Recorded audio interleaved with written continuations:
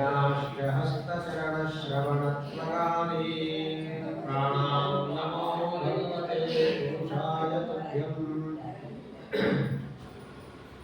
अस्पृष्टदोषगन्धाय कल्याणमसिन्धवे नमो नमो भक्तमुक्तिदायिने शेषशायिने श्रीमत्सौभाग्यजननीं स्तौमि लक्ष्मीं सनातनीं सर्वकामफलावाप्तिसाधनैकसुखामहां यो विप्रलम्भविपरीतमतिप्रबोधवादां निरस्य कृतवान् भुवि तद्भवादम् सर्वेश्वरो हरिरिति प्रतिपादयन्तम् आनन्दतीर्थमुनिवर्यमहं नमामि भवति यदनुभावानेन मूकोऽपि वाग्मी जडमतिरपि जन्तुः जायते प्राज्ञमौलिः सकलवचनचेतो देवता भारती सा मम वचसि विदत्तां सन्निधिं मानसे च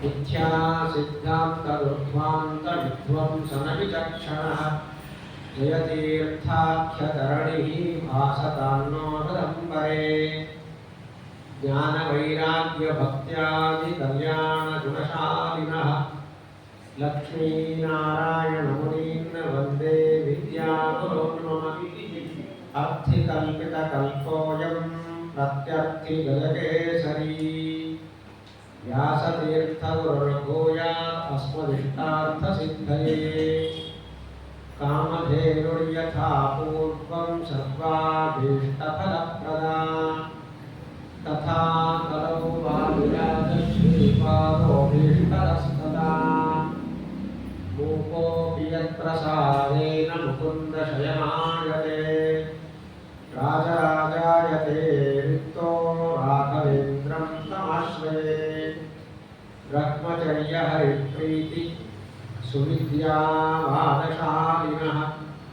इष्टदां कष्टहर्तृन्नः विद्यामान्यान् मुनीन् नुमः तपस्वाध्याय शुश्रूषा कृष्णपूजारतं मुनिं विश्वेशमिष्टदं वन्दे परिव्राट्चक्रवर्तिनम्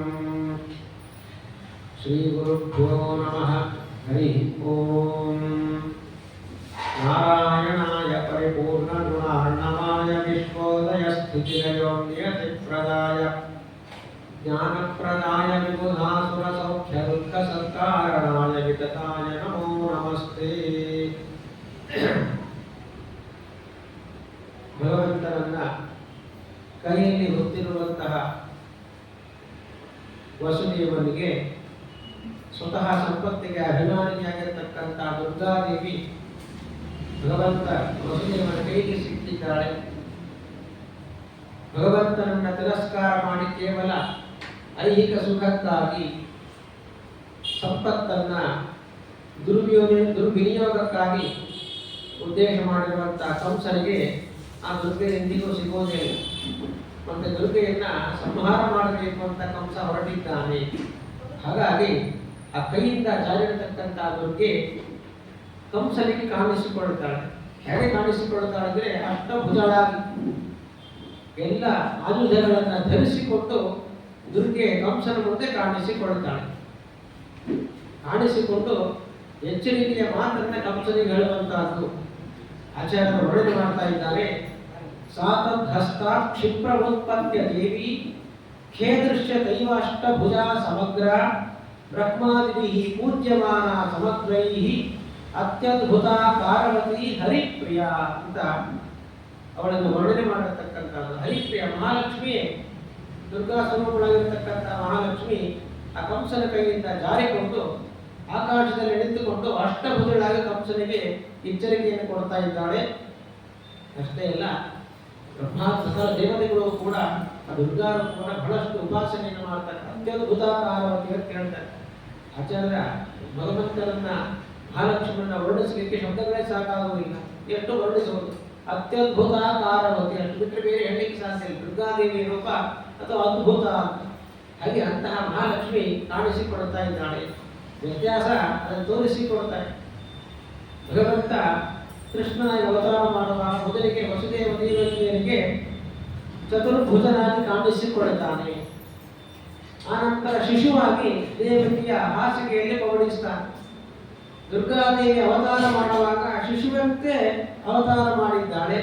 ಆನಂತರ ಕಂಸನ ಮುಂದೆ ಅಷ್ಟಭುಜಳಾಗಿ ಕಾಣಿಸಿಕೊಂಡಿದ್ದಾಳೆ. ಆನಂತರ ಪುನಃ ಮಗುವಿನ ರೋಮವನ್ನು ಸ್ವೀಕಾರ ಮಾಡತಕ್ಕಂಥದ್ದು ಅಂತ ವರ್ಣನೆ ಮಾಡ್ತಾ ಇದ್ದಾರೆ. ಎಚ್ಚರಿಕೆಯನ್ನು ಕೊಟ್ಟು ಬಿಟ್ಟಿದ್ದಾಳೆ. ಏನು ಹೇಳ್ತಾಳೆ ಕಂಸನಿಗೆ ಅಂತ ಅದನ್ನು ಆಚಾರ್ಯ ಹೇಳ್ತಾ ಇದ್ದಾರೆ. ಉವಾಚ ಚಾರ್ಯ ತಮ ಮೃತ್ಯುರತ್ರ ಕ್ವಚಿತ್ ಪ್ರಜಾತೋ ಹಿ ವೃಥೈವ ಪಾಪ ಅನಾಗಸೀಂ ಮಾಂ ವಿನಿಹಂತು ಇಚ್ಛಸಿ ಅಶಕ್ಯ ಕಾರ್ಯೇ ತವ ಚೋದ್ಯಮೋಯಂ. ಏನು ಮಾಡ್ತಾ ಇದೆಯಾ ಕಂಸ? ಯಾಕೆಂದ್ರೆ ಅವನ ಹೇಳುವಾಗಲೇ ಸಂಬೋಧನೆ ಮಾಡಿ ಹೇಳ್ತಾಳೆ ಪಾಪ ಅಂತ. ಪಾಪ ಅಂದ್ರೆ ಅಯ್ಯೋ ಪಾಪ ಅಲ್ಲ, ಪಾಪ ಅಂದ್ರೆ ಪಾಪಿ ಅಂತ, ಪಾಪಿಷ್ಠನೇ ಅಂತ.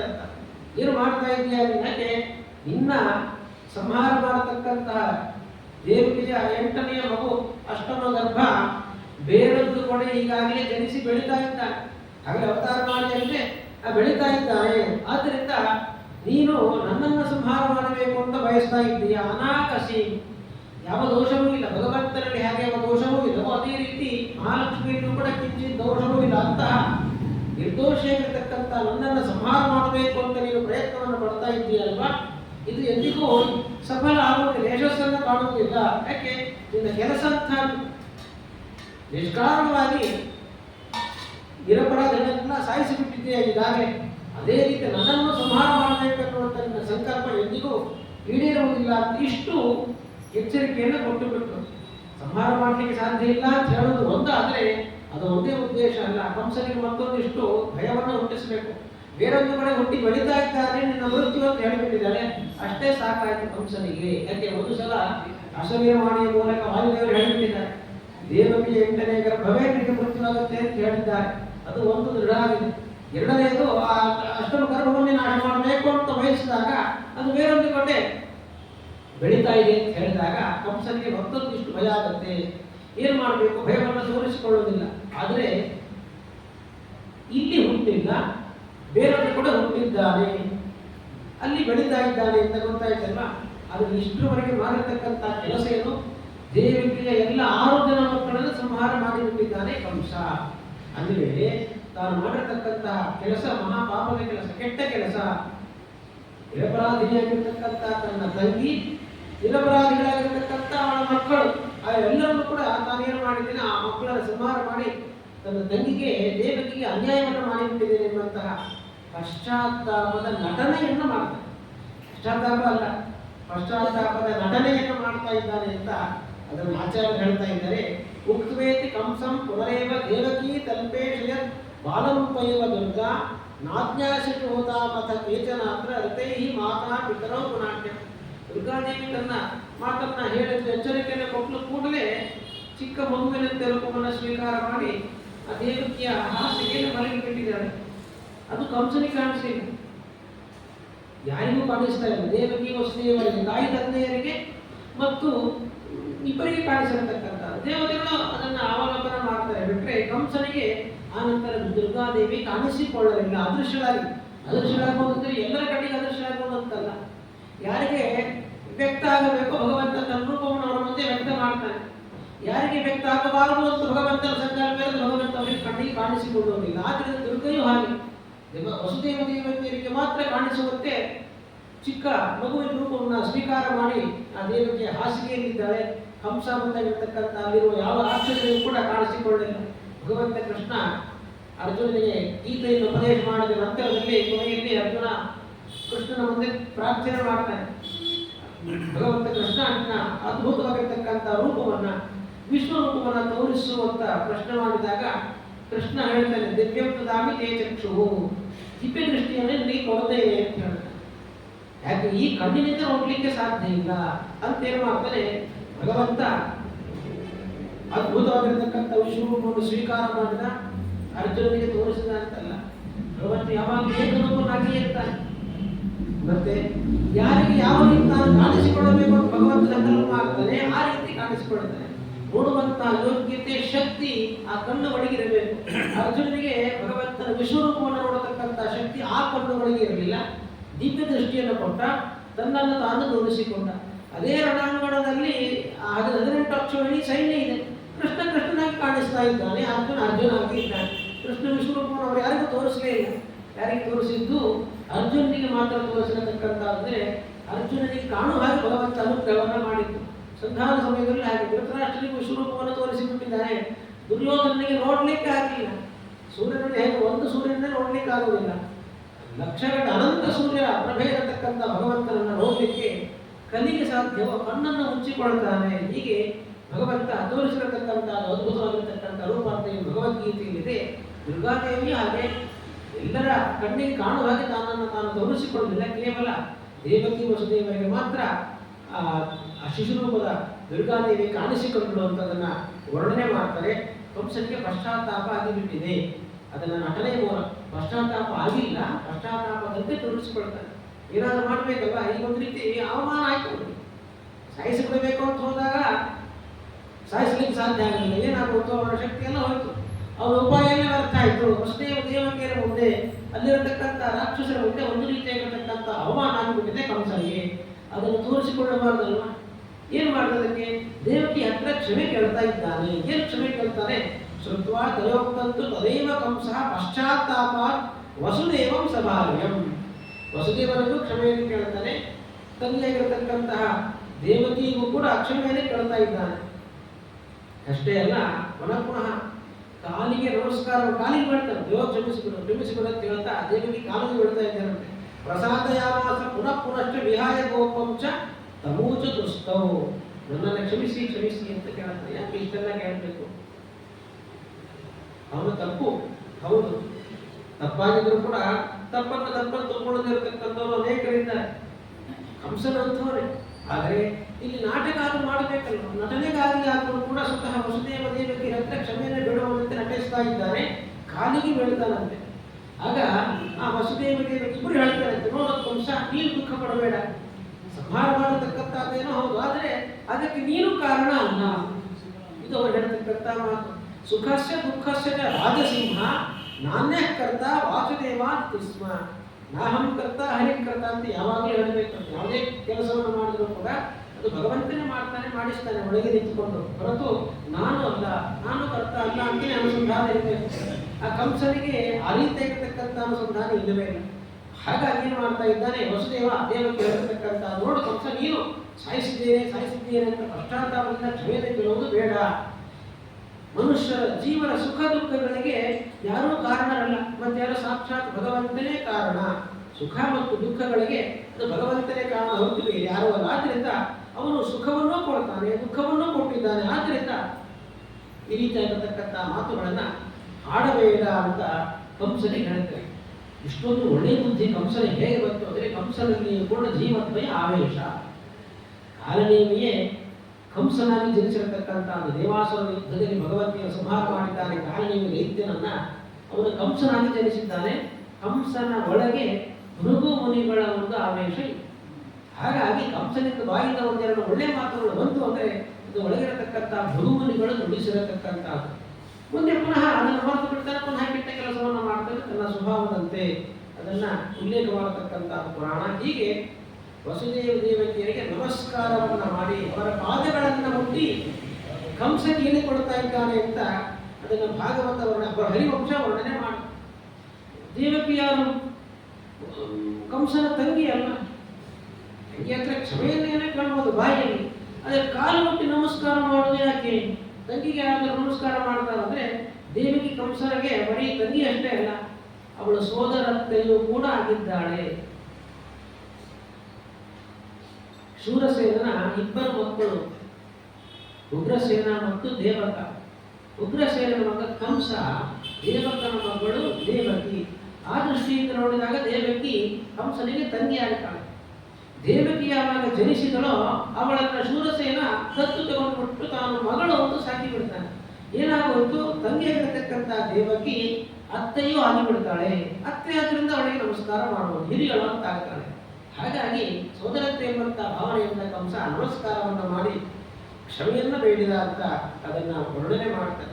ಅದನ್ನು ಹರಿವಂಶ ವರ್ಣನೆ ಮಾಡಿದ. ಸಮಾಧಾನ ಮಾಡುವಾಗ ದೇವಕಿ ಕಂಸನಿಗೆ ಏನು ಸಮಾಧಾನ ಮಾಡ್ತಾರೆ? ಕಂಸ ಅಂತ ಕರೆಯೋದಿಲ್ಲ. ಕಾರಣಂ ತ್ವಂ ನವೈ ಪುತ್ರ ಕೃತಾರ್ಥೋಪ್ಯತ್ರ ಕಾರಣಂ. ಪುತ್ರ ಅಂತ ಸಂಬೋಧನೆ ಮಾಡ್ತಾಳೆ. ಸಹೋದರ ಅಣ್ಣ ಆಗಿದ್ರೆ ಮಗ ಅಂತ ಯಾರಾದ್ರೂ, ಪುತ್ರ ಅಂತ ಯಾರಾದ್ರೂ ಹೇಳ್ತಾರೋ ದೇವರಿಗೆ ಸಂಬೋಧನೆ ಮಾಡತಕ್ಕಂಥದ್ದು. ಹಾಗೆ ಕಂಸನನ್ನ ನೀನು ಕಾರಣ ಅಲ್ಲ ಮಗನೇ ಅಂತ ಒಂದು ಮಾತನ್ನು ದೇವರಿಗೆ ಹೇಳಿರ್ತಕ್ಕಂಥದ್ದು ಹರಿವಂಶ ಹೇಳುತ್ತೆ. ಹಾಗಾಗಿ ಇದಕ್ಕೆಲ್ಲವೂ ಕೂಡ ಭಗವಂತನೇ ಕಾರಣ ಅಂತ ದೇವಕಿ ವಸುದೇವರು ಕಂಸನಿಗೆ ಸಮಾಧಾನವನ್ನು ಮಾಡ್ತಾರೆ. ಪಶ್ಚಾತ್ತಾಪವೇ ಇಲ್ಲ. ಆದರೂ ಕೂಡ ಲೋಕದೃಷ್ಟಿಯಿಂದ ಅವರು ನಾಟಕವನ್ನು ಮಾಡ್ತಾರೆ. ಕ್ಷಮೆಯನ್ನು ಕೇಳಿದ್ದಾರಲ್ವ, ಸಮಾಧಾನವನ್ನು ಇವರು ಮಾಡ್ತಕ್ಕಂಥದ್ದು. ಇದಕ್ಕೆ ಇವರಿಗೆ ಸಮಾಧಾನ ಮಾಡಬೇಕು.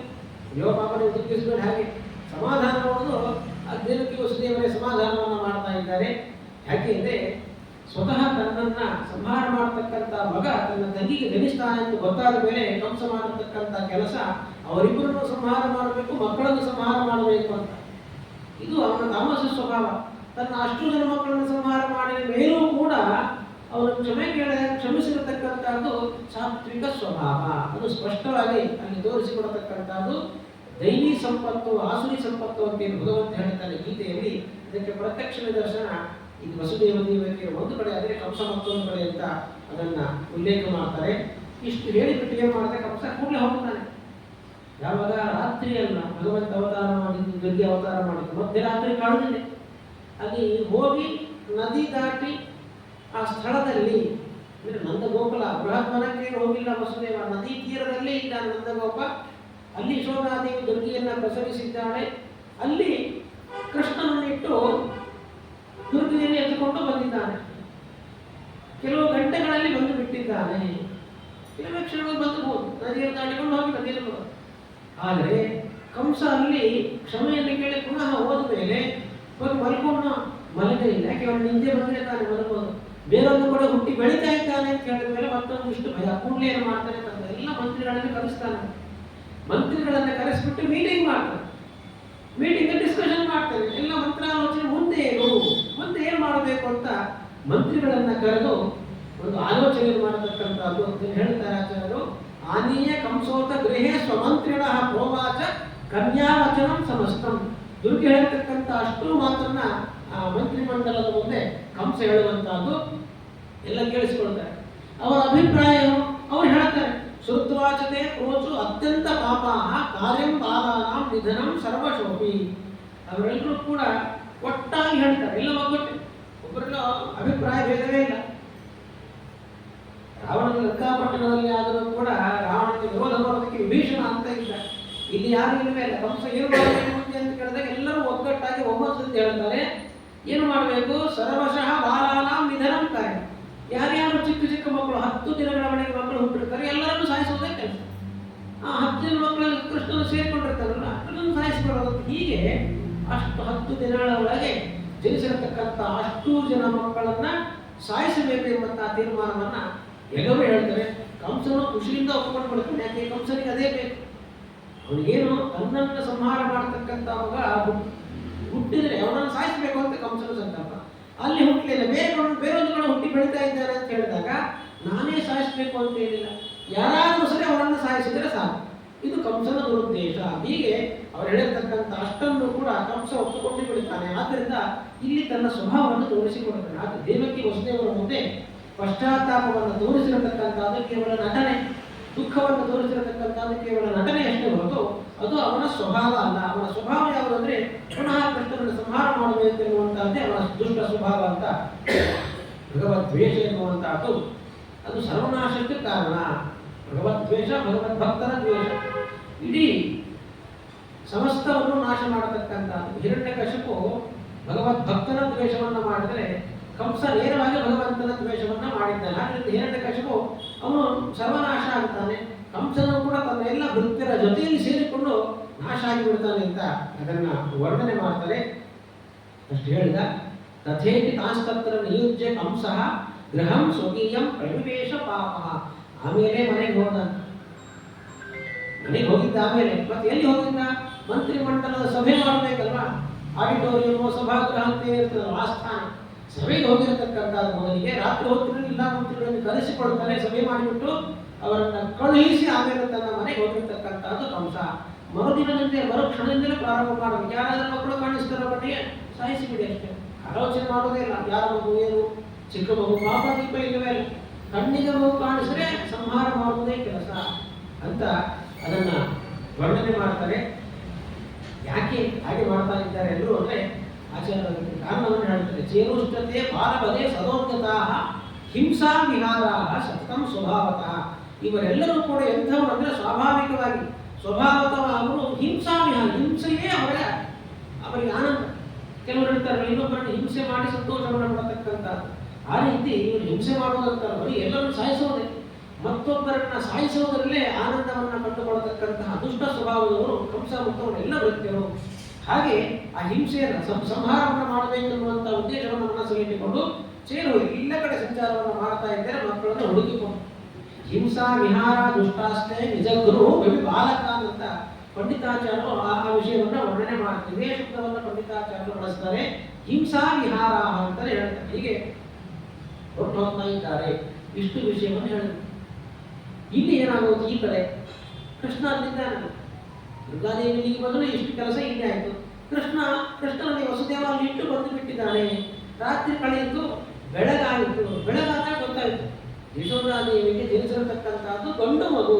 ಬಹಳಷ್ಟು ಸಂಭ್ರಮ. ಅಥ ಪ್ರಭಾತೆ ಶಯನೇ ಶಯಾನಂ ಅಪಶ್ಯತಾಂ ಅಬ್ಜದಲಾಯತಾಕ್ಷಂ ಕೃಷ್ಣಂ ಯಶೋದಾಚ ತಥೈವ ನಂದಃ ಆನಂದ ಸಾಂದ್ರಾಕೃತಿಂ ಅಪ್ರಮೇಯಂ. ಯಶೋಧ ಕಣ್ಣು ಬಿಟ್ಟು ನೋಡ್ತಾಳೆ. ಯಾಕೆ? ಪ್ರಸವ ವೇದನೆಯಿಂದ ಅವಳಿಗೆ ನಿದ್ದೆ ಬಂದು ಬಿಟ್ಟಿದಂತೆ. ಹುಟ್ಟಿದ್ದು ಗಂಡು ಮಗು ಹೆಣ್ಣು ಮಗು ಅಂತೂ ನೋಡ್ಲಿಕ್ಕೆ ಹೋಗಲಿಲ್ಲ. ಪ್ರಸವ ವೇದನೆ ಅನ್ನೋದಕ್ಕಿಂತ ವಿಶೇಷವಾಗಿ ದುರ್ಗಾದೇವಿ ಅವತಾರ ಮಾಡಿದ್ದರಿಂದ ಎಲ್ಲರಿಗೂ ಮೋಹ, ಎಲ್ಲರಿಗೂ ನಿದ್ದೆ ಎನ್ನುವಂಥದ್ದು ಬಂದು ಬಿಟ್ಟಿದೆ. ಹಾಗಾಗಿ ಯಾರೂ ಕೂಡ ಗಮನ ಹರಿಸುವುದೇ ಇಲ್ಲ. ಬೆಳಗಾದ್ಮೇಲೆ ಎಚ್ಚರ ಆಯಿತು. ಹಕ್ಕಿಗಳು ಕೂಗ್ತವೆ, ಗಾಳಿ ಬೀಸುತ್ತೆ, ಸೂರ್ಯ ಬರ್ತಾನೆ. ಬೆಳಗಾದಾಗ ಏನಾಗುತ್ತೆ, ಎಚ್ಚರ ಆದಾಗ ಯಶೋಧಾದೇವಿ ನೋಡ್ತಾಳೆ. ಕಣ್ಣುಕೊಂಡು ಬಿಟ್ಟುಕೊಂಡಿರತಕ್ಕಂತಹ ಅಬ್ಜದಲಾಯತಾಕ್ಷಂ ಚಿಕ್ಕ ಮಕ್ಕಳು ಕಣ್ಣು ಬಿಟ್ಟು ನೋಡಿದಾಗ ಮುದ್ದಾಗಿ ಕಾಣಿಸ್ತವೆ, ದೊಡ್ಡ ದೊಡ್ಡ ಕಣ್ಣು ಕಾಣಿಸ್ತಾ ಇರ್ತವೆ. ಹಾಗೆ ಸಾಮಾನ್ಯ ಚಿಕ್ಕ ಮಕ್ಕಳ ಆ ಮುಖವೇ ಅಷ್ಟು ಮುದ್ದು. ಅಂದಮೇಲೆ ಅಬ್ಜದಲಾಯತಾಕ್ಷಂ ತಾವರೆಯಂತೆ ಶುಭ್ರವಾಗಿರತಕ್ಕಂತಹ ವಿಶಾಲವಾದ ಕಣ್ಣು ಇರತಕ್ಕಂತಹ ಭಗವಂತನನ್ನ ಮೊದಲಿಗೆ ನೋಡಿರತಕ್ಕಂಥದ್ದು ಯಶೋಧ. ಆ ನಂತರ ನಂದ. ಹಾಗೆ ಮೊದಲು ನೋಡೋದಲ್ವ ಭಗವಾನ್. ಹಾಗೆ ಯಶೋಧಾದೇವಿ ಮೊದಲಿಗೆ ತನ್ನ ಮಗನಾಗಿ ಬಂದಿರತಕ್ಕಂಥ ಕೃಷ್ಣನ ವೀಕ್ಷಣೆಯನ್ನು ಮಾಡ್ತಾರೆ. ಆನಂತರವೇ ನಂದಗೋಪ ನೋಡ್ತಾ ಇದ್ದಾನೆ. ಆನಂದ ಸಾಂದ್ರಾಕೃತಿಂ ಅಪ್ರಮೇಯಂ. ಪ್ರತಿಯೊಂದನ್ನು ಆಚಾರ್ಯ ಹೇಳುವಾಗ ಒಂದೊಂದು ವಿಶೇಷಣವನ್ನು ಗುಣಗಳನ್ನೇ ಕೊಂಡಾಡ್ತಾರೆ. ಆನಂದ ಸಾಂದ್ರಾಕೃತಿ ಅಂತ ಹೇಳ್ತಾರೆ. ಆನಂದ ಎಲ್ಲರಿಗೂ ಆನಂದ ಇದೆ. ಎಂತಹ ಆನಂದ? ಆಗಾಗ ಬರುವಂತಹ ಆನಂದ, ಬಿಟ್ಟು ಬಿಟ್ಟು ಬರುವಂತಹ ಆನಂದ. ಸಾಂದ್ರವಾಗಿ ಒಟ್ಟಾಗಿ ಆನಂದ ಬರಲಿಕ್ಕೆ ಸಾಧ್ಯವೇ ಇಲ್ಲ. ಆದರೆ ಭಗವಂತ ಹಾಗೆ ಆನಂದ ಸಾಂದ್ರ ಆಕೃತಿಯ ಆನಂದವೇ ಭಗವಂತ, ಬಿಟ್ಟರೆ ಬೇರೆ ಏನಿಲ್ಲ ಅಂತಹ ಭಗವಂತ. ಆದ್ರಿಂದಲೇ ಅವನ ಅಪ್ರಮೇಯ, ತಿಳಿಲಿಕ್ಕೆ ಸಾಧ್ಯ ಇಲ್ಲ ಭಗವಂತನನ್ನ. ಆನಂದ ಯಾವ ರೀತಿ? ಮನುಷ್ಯನ ಊಹೆಗೂ ನಿಲ್ಲದೇ ಇರತಕ್ಕಂಥ ಆನಂದ ಭಗವಂತ. ಮನುಷ್ಯನ ಊಹೆಗೂ ನಿಲ್ಲತಕ್ಕಂಥ ಜ್ಞಾನವೇ ಭಗವಂತ. ಆದ್ರಿಂದ ಅವನು ಅಪ್ರಮೇಯ. ಅವನನ್ನ ಪರಿಪೂರ್ಣವಾಗಿ ಇಡಿಯಾಗಿ ತಿಳಿಯಲಿಕ್ಕೆ ಸಾಧ್ಯ ಇಲ್ಲ. ಅಂದಮೇಲೆ ಕೊಂಡು ಬಿಟ್ಟು ಮಲಗಿರತಕ್ಕಂಥ ಕೃಷ್ಣನನ್ನ ಯಶೋಧ ತಿಳಿಯಲಿಕ್ಕೆ ಸಾಧ್ಯವೋ? ತನಗೆ ಜನಿಸಿರತಕ್ಕಂಥದ್ದು ಗಂಡು ಮಗು ಅಂತ ಅಷ್ಟೇ ಬಿಟ್ಟರೆ ಬೇರೆ ಯಾವ ಜ್ಞಾನ ಭಾವನೆಯೂ ಕೂಡ ಯಶೋಧಾದೇವಿಗೂ ಬರಲಿಲ್ಲ, ನಂದಗೋಪನಿಗೂ ಬರಲಿಲ್ಲ. ಕೇವಲ ತನ್ನ ಮಗು ಗಂಡು ಮಗು ಜನಿಸಿದೆ ಅಂತ ತಿಳಿದು ಬಿಡ್ತಾರೆ ಅಂತ ಅದನ್ನ ವರ್ಣನೆ ಮಾಡ್ತಾರೆ. ಯಾಕೆಂದ್ರೆ ಆ ಭಗವಂತ ಅವತಾರ ಮಾಡಿದ್ರೆ ಬಹಳಷ್ಟು ಆನಂದ. ನಂದಗೋಪನಿಗೂ ಬಹಳಷ್ಟು ಆನಂದ, ಯಶೋಧಿಗೂ ಅಷ್ಟು ಆನಂದ ಆಗಿಬಿಟ್ಟಿದೆ. ಯಾಕೆ? ಅವನ ಹೆಸರೇ ಅವನೇ ಆನಂದ ಸಾಂದ್ರಾಕೃತಿ ಅಂತ. ಭಗವಂತನೇ ಕಣ್ಣು ಮುಂದೆ ಬಂದಾಗ ಯಾರಿಗೆ ಆನಂದ ಆಗಲಿಕ್ಕಿಲ್ಲ? ಮಗುವನ್ನು ನೋಡಿದರೆ ಚಿಕ್ಕ ಮಗು ನಮ್ಮದೇ ಮಗು ಆಗಬೇಕು ಅಂತಿಲ್ಲ. ಯಾವುದೇ ಮಗು ಆದರೂ ಕೂಡ ಮಗು ಜನಿಸಿದಾಗ ಎಲ್ಲರೂ ಕೂಡ ಬಹಳಷ್ಟು ಸಂತೋಷ ಪಡ್ತಾರೆ. ಎಷ್ಟು ಮುದ್ದಾಗಿದೆ, ಚೆನ್ನಾಗಿದೆ ಮಗು ಅಂತ. ಅಂದಮೇಲೆ ಸಾಕ್ಷಾತ್ ಭಗವಂತನ ಮಗನಾಗಿ ಕಾಣಿಸಿಕೊಂಡಾಗ ಎಷ್ಟು ಆನಂದ ಆಗಿರಬೇಡ, ಅಷ್ಟು ಆನಂದ. ಅದು ಆನಂದನೇ ಬಂದದ್ದರಿಂದ ಅಂತಹ ಆನಂದವನ್ನು ಅನುಭವಿಸಿದ್ರು ಅಂತ ವರ್ಣನೆ ಮಾಡ್ತಾರೆ. ಮುಂದೆ ಒಂದು ಕೂಡ ಹೇಳ್ಬಿಡ್ತಾರೆ ಆಚಾರ್ಯರು. ಅಷ್ಟೇ ಅಲ್ಲ, ಮೇನಾತೀಯತವು ನಿಜ ಪುತ್ರ ವೇಣಂ. ಇಬ್ರು ತಿಳ್ಕೊಂಡ್ಬಿಟ್ರೇನು, ಇವನು ನನ್ನ ಮಗ, ನನ್ನಿಬ್ಬರ ಮಗ ಅಂತಲೇ ಭಾವಿಸಿದ್ದಾರೆ. ಬೇರೆ ಯಾವ ಜ್ಞಾನವೂ ಬರಲಿಲ್ಲ. ಇಬ್ಬರು ಕೂಡ ಕೃಷ್ಣರನ್ನ ತಮ್ಮ ಮಗ ಅಂತಲೇ ಭಾವಿಸ್ತಾ ಇದ್ದಾರೆ. ಹೊರತಾಗಿ ಸೃಷ್ಟಾರಂ ಅಬ್ಜ ಪ್ರಭವಸ್ಯ ತೇನ. ಪ್ರಪಂಚವನ್ನು ಸೃಷ್ಟಿ ಮಾಡಿರ್ತಕ್ಕಂಥ ಬ್ರಹ್ಮದೇವನ ಸೃಷ್ಟಿಕರ್ತ ಭಗವಂತ ಅಂತ ಜ್ಞಾನವೇ ಇಲ್ಲ. ತಿಳ್ಕೊಂಡಿರ್ತಕ್ಕಂಥ ಇಬ್ಬರು ತನ್ನ ಮಗ ಅಂತ ತಿಳ್ಕೊಂಡಿದ್ದಾರೆ. ಆದ್ದರಿಂದ ಬಹಳಷ್ಟು ಆನಂದವನ್ನು ಅನುಭವಿಸಿಬಿಟ್ಟು ಕೂಡಲೇ ಸಂಕಲ್ಪವನ್ನು ಮಾಡ್ತಾನೆ. ಯಾರೋ ನಂದಗೋಪ. ಮಹೋತ್ಸವ ಪೂರ್ಣಮನಾಶ್ಚ ನಂದಃ ವಿಪ್ರೇಭ್ಯೋದಾತ್ ಲಕ್ಷಮಿತಾಸ್ತದಾಗಾಹ.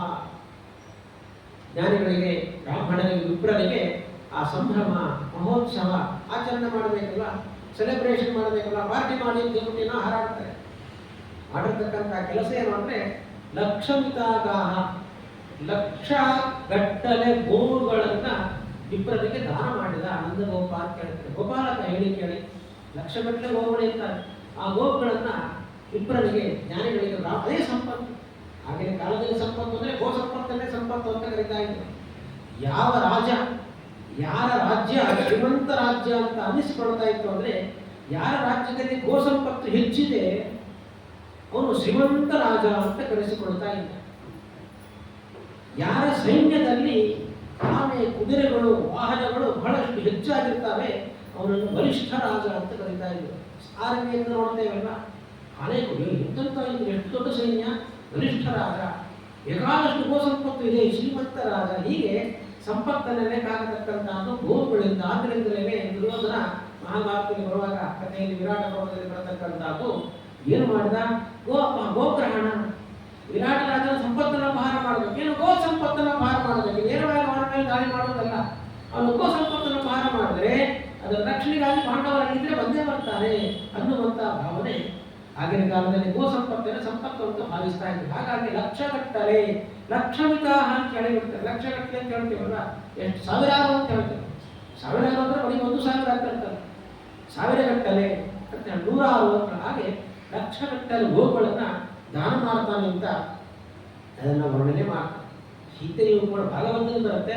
ಇಲ್ಲಿ ಆಚಾರ್ಯರು ಉಲ್ಲೇಖ ಮಾಡಿ, ಕೃಷ್ಣ ಭಗವಂತ ಅವತಾರ ಮಾಡಿದ ನಂತರದಲ್ಲಿ ಕೃಷ್ಣನ ಸ್ತೋತ್ರವನ್ನು ಮಾಡ್ತಾನೆ ವಸುದೇವ. ಅಷ್ಟೇ ಇಲ್ಲ, ಆ ಕಾಲದಲ್ಲಿ ಸೆರೆಮನೆಯಲ್ಲಿರತಕ್ಕಂಥ ವಸುದೇವ ಸಂಕಲ್ಪವನ್ನು ಮಾಡ್ತಾನೆ. ಸವಿಸ್ಮಯೋತ್ಫುಲ್ಲ ವಿಮೋಚನೋ ಹರಿ ಸುತಂ ವಿಲೋಕ್ಯಾನಕ ದುಂದುಭಿಸ್ತದ ಕೃಷ್ಣಾವತಾರೋತ್ಸವ ಸಂಭ್ರಮ ಸ್ಪೃಶನ್ ಮುದಾ ದ್ವಿಜೇಭ್ಯ ಅಯುತಂ ಆಪ್ನುತೋ. 10,000 ಗೋವುಗಳನ್ನು ಜ್ಞಾನಿಗಳಿಗೆ, ವಿಪ್ರರಿಗೆ ದಾನ ಮಾಡ್ತೇನೆ ಎಂಬಂಥ ಸಂಕಲ್ಪವನ್ನು ಕೃಷ್ಣ ಅವತಾರ ಮಾಡಿದ ಕೂಡಲೇ ಮಾಡಿದ್ವಿ. ಒಳ್ಳೆಯ ಕೆಲಸವನ್ನು ಮಾಡೋದು ಆಮೇಲೆ ಮಾಡ್ತೀವಿ. ಆ ಕ್ಷಣದಲ್ಲಿ ಸಂಕಲ್ಪವನ್ನು ಮಾಡಿಬಿಡಬೇಕು ಅಂತ. ಸಂಕಲ್ಪ ಮಾತ್ರ ಇಚ್ಛಾವ ವಿಷ್ಣು ಧರ್ಮೇ ನಿಷ್ಫಲ. ದಾನ ಮಾಡಿದರೂ ಫಲ ಇದೆ, ಸಂಕಲ್ಪಕ್ಕೂ ಫಲ ಇದೆ. ಆದ್ದರಿಂದ ಆ ಕಾಲದಲ್ಲಿ ಭಗವಂತ ಫಲವನ್ನು ಭಗವಂತವರಿಗೆ ನೀಡ್ತಾನೆ. ಆನಂತರ ಸೆರೆಮನೆಯಿಂದ ಬಿಡುಗಡೆ ಹೊಂದಿದ ಮೇಲೆ ಆಮೇಲೆ ಮುಂದೆ ಬರ್ತದೆ, ಭಾಗವತದಲ್ಲಿ ಬರ್ತದೆ. 10,000 ಗೋವುಗಳನ್ನು ವಸುದೇವ ದಾನ ಮಾಡ್ತಾನೆ. ಇಲ್ಲಿ ನಂದಗೋಪನಿಗೆ ಆ ಕಷ್ಟ ಏನೂ ಇಲ್ಲ. ಅವತಾರ ಆದ ಕೂಡಲೇ ಲಕ್ಷಗಟ್ಟಲೆ ಗೋವುಗಳನ್ನು ದಾನ ಮಾಡಿದ ಅಂತದನ್ನ ವರ್ಣನೆ ಮಾಡ್ತಾರೆ. ಯಾಕೆ ಅಷ್ಟು ಗೋವುಗಳನ್ನು ದಾನ ಮಾಡಿದ್ದಾನೆ ಅಂದರೆ ಅದನ್ನು ರಾಜರು ರುಕ್ಮಿಣೀ ಶ್ರೀದಲ್ಲಿ ಹೇಳ್ತಾ ಇದ್ದಾರೆ. ಸ ನಂದಗೋಪ ಪ್ರದೋ ವಿಜೇಭ್ಯ ಬಹೂನಿ ಗೋರೂಪಧನಾನಿ ವಿಷ್ಣು ತಟೇಶು ಗೋಪಿ ಸಹ ಸಂಚರಿಷ್ಣೋ ಸಹಸ್ರಡಸ್ತಾ ಸಾಧಯಿತ. ಮುಂದೆ ಕೃಷ್ಣ ಅದೇ ಕೆಲಸ ಮಾಡ್ತಾನೆ. ಭಗವಂತ ಅವತಾರ ಮಾಡತಕ್ಕಂಥದ್ದೇ ಗೋ ಬ್ರಾಹ್ಮಣ ಹಿತಾಯಚ ಅಂತ ಹೇಳ್ತಾರೆ. ಗೋಗಳ ರಕ್ಷಣೆಗೋಸ್ಕರ ಭಗವಂತ, ವಿಪ್ರ ರಕ್ಷಣೆಗೋಸ್ಕರ ಭಗವಂತ ಅವತಾರ ಮಾಡತಕ್ಕಂಥ. ಆದ್ದರಿಂದ ಭಗವಂತ ಪ್ರೀತನಾಗಬೇಕಾದ್ರೆ ಬ್ರಾಹ್ಮಣರ ರಕ್ಷಣೆ ಮಾಡಬೇಕು. ಏನು ಮಾಡಬೇಕು, ಅವರಿಗೆ ಗೋದಾನ ಮಾಡ್ತಕ್ಕಂಥ, ಸಂಪತ್ತಿನ ದಾನವನ್ನು ಮಾಡ್ತಕ್ಕಂಥದ್ದು. ಹೀಗಾಗಿ ಗೋಗಳ ರಕ್ಷಣೆಯೂ ಆಯಿತು, ವಿಪ್ರರ ರಕ್ಷಣೆ ಆಯಿತು. ಭಗವಂತ ಮುಂದೆ ಮಾಡುವಂತಹ ಕೆಲಸವೇ ಅದು. ಅದಕ್ಕೋಸ್ಕರ ಗೋದಾನವನ್ನು ಮಾಡತಕ್ಕಂಥ ಅದನ್ನು ರಾಜರು ಸುಂದರವಾಗಿ ತೋರಿಸಿಕೊಡ್ತಾರೆ. ಬರೀ ಗೋವುಗಳಂದ್ರೆ ಎಂಥ ಗೋವುಗಳು ಅದನ್ನ ಆಚಾರ್ಯರು ಹೇಳ್ತಾರೆ. ಸುವರ್ಣ ರತ್ನಾಂಬರ ಭೂಷಣಾನ ಬಹೂನಿ ಗೋಜೀವಿ ಗಣಾಧಿನಾಥ ಪ್ರಾದಾದ್ ಅಥೋಪಾಯನ ಪಾಣಯಸ್ತಂ ಗೋಪಾ ಯಶೋದಾಂಚ ಉದಾಸ್ತಿಯವರು. ಅದಕ್ಕೆಲ್ಲ ಅಲಂಕಾರ ಮಾಡ್ತಾರೆ. ಮುತ್ತು, ರತ್ನ, ಚಿನ್ನ ಎಲ್ಲ ಆಭರಣಗಳನ್ನು ಸೇರಿಸಿಕೊಂಡು ದಾನ ಮಾಡ್ತಾರೆ. ಬರೀ ಹಸುವನ್ನು ತಗೊಂಡು ಹೊಂದಿದ್ದು ಕೊಟ್ಬಿಡೋದಲ್ಲ. ಹಸುವನ್ನು ತಗೊಂಡು ಹೋದ್ರೆ ಸಾಕೋದಕ್ಕೆ ಶಕ್ತಿ ಬೇಕು. ಆ ಸಾಕೋದಕ್ಕೆ ಶಕ್ತಿ ಬೇಕಾದ್ರೆ ಸಂಪತ್ತು ಕೊಡಬೇಕು. ಅದಕ್ಕೋಸ್ಕರ ಬ್ರಾಹ್ಮಣರಿಗೆ ದಾನದ ಜೊತೆಯಲ್ಲಿ ದಕ್ಷಿಣೆಯನ್ನು ಕೊಡ್ತಾರೆ. ಮುತ್ತು, ರತ್ನ, ಚಿನ್ನ, ಆಭರಣ ಇದೆಲ್ಲವನ್ನು ಕೂಡ ಅಪಾರವಾಗಿ ದಾನ ಮಾಡತಕ್ಕಂಥದ್ದು ಗೋವುಗಳ ಜೊತೆಯಲ್ಲಿ ಅಂತ ಅದನ್ನ ವರ್ಣನೆ ಮಾಡ್ತಾನೆ. ಗೋವುಗಳ ಕೋಡು, ಆ ಕೊಂಬುಗಳಿಗೆ ಚಿನ್ನದ ಒಂದು ಕಿರೀಟದ ರೀತಿಯಲ್ಲಿ ಅದನ್ನು ಹಾಕಿಬಿಟ್ಟು, ಕವಚವನ್ನು ಹಾಕಿಬಿಟ್ಟು ದಾನ ಮಾಡತಕ್ಕಂಥದ್ದು. ಹೀಗೆ ವಿಧ ವಿಧವಾಗಿರತಕ್ಕಂಥ ಗೋವುಗಳನ್ನು ಸಂಪತ್ತಿನ ಜೊತೆಯಲ್ಲಿ ದಾನ ಮಾಡತಕ್ಕಂಥದ್ದು ನಂದಗೋಪ. ಎಲ್ಲ ಕಡೆ ಗೊತ್ತಾಯಿತು, ಆ ಗೋಪಾಲಕರಿಗೆಲ್ಲ ಗೊತ್ತಾಯಿತು. ನಂದಗೋಪ ಯಶೋದೆಯರಿಗೆ ಪುತ್ರ ಸಂತಾನ ಆಗಿದೆ ಅಂತ ಗೊತ್ತಾಯ್ತಲ್ಲ, ಎಲ್ಲರೂ ಓಡೋಡಿ ಬರ್ತಾರೆ. ಮಗುವನ್ನು ನೋಡಬೇಕು, ಜನಿಸಿರುವಂಥ ಮಗುವನ್ನು ನೋಡಬೇಕು ಅಂತ ಕೈಯಲ್ಲಿ ಉಡುಗೊರೆಗಳನ್ನು ಮಗುವನ್ನು ನೋಡಲಿಕ್ಕೆ ಅಂತ ಹೋದಾಗ ಬರೀ ಕೈಯಲ್ಲಿ ಹೋಗಬಾರ್ದು, ಏನೋ ಒಂದಿಷ್ಟು ಉಡುಗೊರೆಯನ್ನು ತೆಗೆದುಕೊಂಡು ಹೋಗಬೇಕು ಅಂತ ನಿಯಮಶಾಸ್ತ್ರ ಇರತಕ್ಕಂಥದ್ದು. ಎಲ್ಲರೂ ಕೂಡ ನಂದಗೋಪ ಯಶೋಧೆಯಲ್ಲಿ ಅನೇಕ ವಿಧವಾಗಿರತಕ್ಕಂಥ ಉಪಾಯನಗಳನ್ನು ಉಡುಗೊರೆಗಳನ್ನು ತೆಗೆದುಕೊಂಡು ಬಂದು ಅವರಿಗೆ ಕೊಟ್ಟು ಕೃಷ್ಣನಿಗೆ ವಿಶೇಷವಾಗಿರತಕ್ಕಂಥ ರೀತಿಯಲ್ಲಿ ಭಗವಂತನ ದರ್ಶನವನ್ನು ಮಾಡತಕ್ಕಂಥದ್ದು. ಇಷ್ಟು ಆ ಸಂಭ್ರಮವನ್ನು ಆಚರಣೆ ಮಾಡ್ತಾರೆ ನಂದಗೋಪ. ಅನೇಕ ದಿನಗಳ ಕಾಲ ಅಲ್ಲಿ ಇದ್ದ. ನಂದಗೋಪನ ಸ್ಥಳ ವಾಸ ಮಾಡಿಕೊಂಡಿರತಕ್ಕಂಥದ್ದು ಬೃಹದ್ವನ ಅಂತ ಹೇಳ್ತಾರೆ ಆಚಾರ್ಯ. ಬೃಹದ್ವನದಿಂದ ಹೊರಟಿರ್ತಕ್ಕಂತಹ ನಂದಗೋಪ ಎಲ್ಲಿ ಹೊರಟಿದ್ದಾನೆ? ಮಥುರಾ ಪಟ್ಟಣಕ್ಕೆ ಹೊರಟಿದ್ದಾನೆ. ಹೊರಟು ಯಮುನಾ ನದಿ ತೀರಕ್ಕೆ ಬಂದಾಗ ರಾತ್ರಿ ಕಾಲ ಆಗಿದೆ. ಯಶೋಧಾದೇವಿಗೆ ಪ್ರಸವ ವೇದನೆ ಪ್ರಾರಂಭ ಆಯಿತು. ಅದಕ್ಕೋಸ್ಕರ ಏನು ಮಾಡ್ತಾನೆ, ಅಲ್ಲಿ ಶಿಬಿರಗಳನ್ನು ಹಾಕಿಕೊಂಡು ಅಲ್ಲಿ ವಾಸ ಮಾಡ್ತಾನೆ. ಅದೇ ಸಮಯದಲ್ಲಿ ಭಗವಂತ ಅವತಾರ ಮಾಡತಕ್ಕಂಥದ್ದು. ಹಾಗಾಗಿ ಅದನ್ನ ವರ್ಣನೆ ಮಾಡ್ತಾರೆ ಆಚಾರ್ಯರು. ಭಗವಂತ ಅವತಾರ ಮಾಡಿದ ನಂತರದಲ್ಲಿ ಅನೇಕ ದಿನಗಳ ಕಾಲ ಅಲ್ಲಿ ವಾಸ ಮಾಡ್ತಾನೆ. ಯಾರೋ ನಂದಗೋಪ ಅದೇ ಸ್ಥಳದಲ್ಲಿ. ಗತೇಶು ತತ್ರೈವ ದಿನೇಶು ಕೇಶುಚಿ ಜಗಾಮ ಕಂಸಸ್ಯ ಗ್ರಹಂಸ ನಂದ. ಬೃಹದ್ವನ ಅವನಿರತಕ್ಕಂತಹ ಸ್ಥಳ. ಪೂರ್ವಂ ಹಿ ನಂದಃ ಸಕರಂ ಹಿ ದಾತು ಬೃಹದ್ವನಾತ್ ವಿಸ್ತೃತ ಪ್ರಾತ ಕೃಷ್ಣ. ಅನೇಕ ದಿನಗಳ ಮುಂಚೆ ಹೊರಟು ಬಿಟ್ಟಿದ್ದ. ಇನ್ನು ವರ್ಷಕ್ಕೊಮ್ಮೆ ಟ್ಯಾಕ್ಸ್ ಕೊಡ್ಬೇಕು. ಟ್ಯಾಕ್ಸ್ ಕಟ್ತಾರಲ್ಲ, ಸೇಲ್ಸ್ ಟ್ಯಾಕ್ಸು, ಕಮರ್ಷಿಯಲ್ ಟ್ಯಾಕ್ಸು ಎಲ್ಲ ಟ್ಯಾಕ್ಸ್ ಕಟ್ತಾರೆ ವರ್ಷಕ್ಕೊಮ್ಮೆ. ಹಾಗೆ ಕಂಸನಿಗೆ ಪ್ರತಿ ವರ್ಷವೂ ಕೂಡ ಕಪ್ಪವನ್ನು ಕೊಡಬೇಕು. ಸಂಪತ್ತನ್ನು, ಗೋಸಂಪತ್ತನ್ನು, ಬೆಣ್ಣೆ, ಮೊಸರು, ಹಾಲು ಇದೆಲ್ಲವನ್ನ ಸಮರ್ಪಣೆ ಮಾಡತಕ್ಕಂಥದ್ದು ಈ ನಂದಗೋಪ ಕಂಸನಿಗೆ. ಹಾಗಾಗಿ ಆ ವರ್ಷವೂ ಕಪ್ಪವನ್ನು ಕೊಡಬೇಕು ಅಂತ ತನ್ನ ಸ್ಥಳದಿಂದ ಹೊರಟಿರ್ತಕ್ಕಂತಹ ಮಥುರೆಗೆ ಹೊರಟಿರ್ತಕ್ಕಂತಹ ನಂದಗೋಪ ಯಮುನಾ ನದಿ ತೀರದವರೆಗೆ ಬಂದು ಆನಂತರ ಅಲ್ಲಿ ವಾಸ ಮಾಡಿಕೊಂಡಿರ್ತಾನೆ. ಅಲ್ಲಿ ಯಶೋಧಾದೇವಿ ದುರ್ಗಾದೇವಿಗೆ ಜನ್ಮವನ್ನು ಕೊಡ್ತಾಳೆ. ಆನಂತರ ವಸುದೇವ ಅದೇ ಸ್ಥಳಕ್ಕೆ ಬರ್ತಾನೆ. ಇಲ್ಲಾಂದ್ರೆ ಬೃಹದ್ವನದವರೆಗೆ ಅಷ್ಟು ದೂರ ಹೋಗಿ ಮತ್ತೆ ಒಂದು ರಾತ್ರಿ ವಾಪಸ್ ಬರೋದು ಹೇಗೆ? ಬಹಳಷ್ಟು ದೂರ ಇರತಕ್ಕಂಥ ನದಿ ತೀರದಲ್ಲಿದ್ದರೆ ಒಂದು ಸ್ವಲ್ಪ ನದಿಯನ್ನು ದಾಟಿಕೊಂಡು ಮತ್ತೆ ಹೋದರೆ ಸಾಕು. ಮಥುರಾ ಪಟ್ಟಣದಿಂದ ಕೃಷ್ಣನ ಸಾಗಿಸಲಿಕ್ಕೆ ಬಹಳಷ್ಟು ಸುಲಭ ಆಗುತ್ತೆ ಎಂಬಂತಹ ದೃಷ್ಟಿಯಿಂದ ಅಲ್ಲಿ ವಾಸ ಮಾಡಿಕೊಂಡಿರ್ತಾನೆ. ಹಾಗಾಗಿ ವಸುದೇವ ಕೃಷ್ಣನನ್ನ ತಂದು ಅಲ್ಲಿ ಬಿಟ್ಟು ಹೋಗಿದ್ದಾನೆ. ಅನೇಕ ದಿನಗಳ ಕಾಲ ನಂದಗೋಪ ನದಿ ತೀರದಲ್ಲಿ ವಾಸ ಮಾಡಿಕೊಂಡಿರ್ತಾನೆ. ಆ ನಂತರವೇ ಮಥುರಾ ಪಟ್ಟಣಕ್ಕೆ ಹೋಗುವಂತಹದ್ದು ನಂದಗೋಪ. ಅಷ್ಟು ದಿನಗಳ ಕಾಲ ಅಲ್ಲಿದ್ದಾನೆ. ಎಷ್ಟು ದಿನ?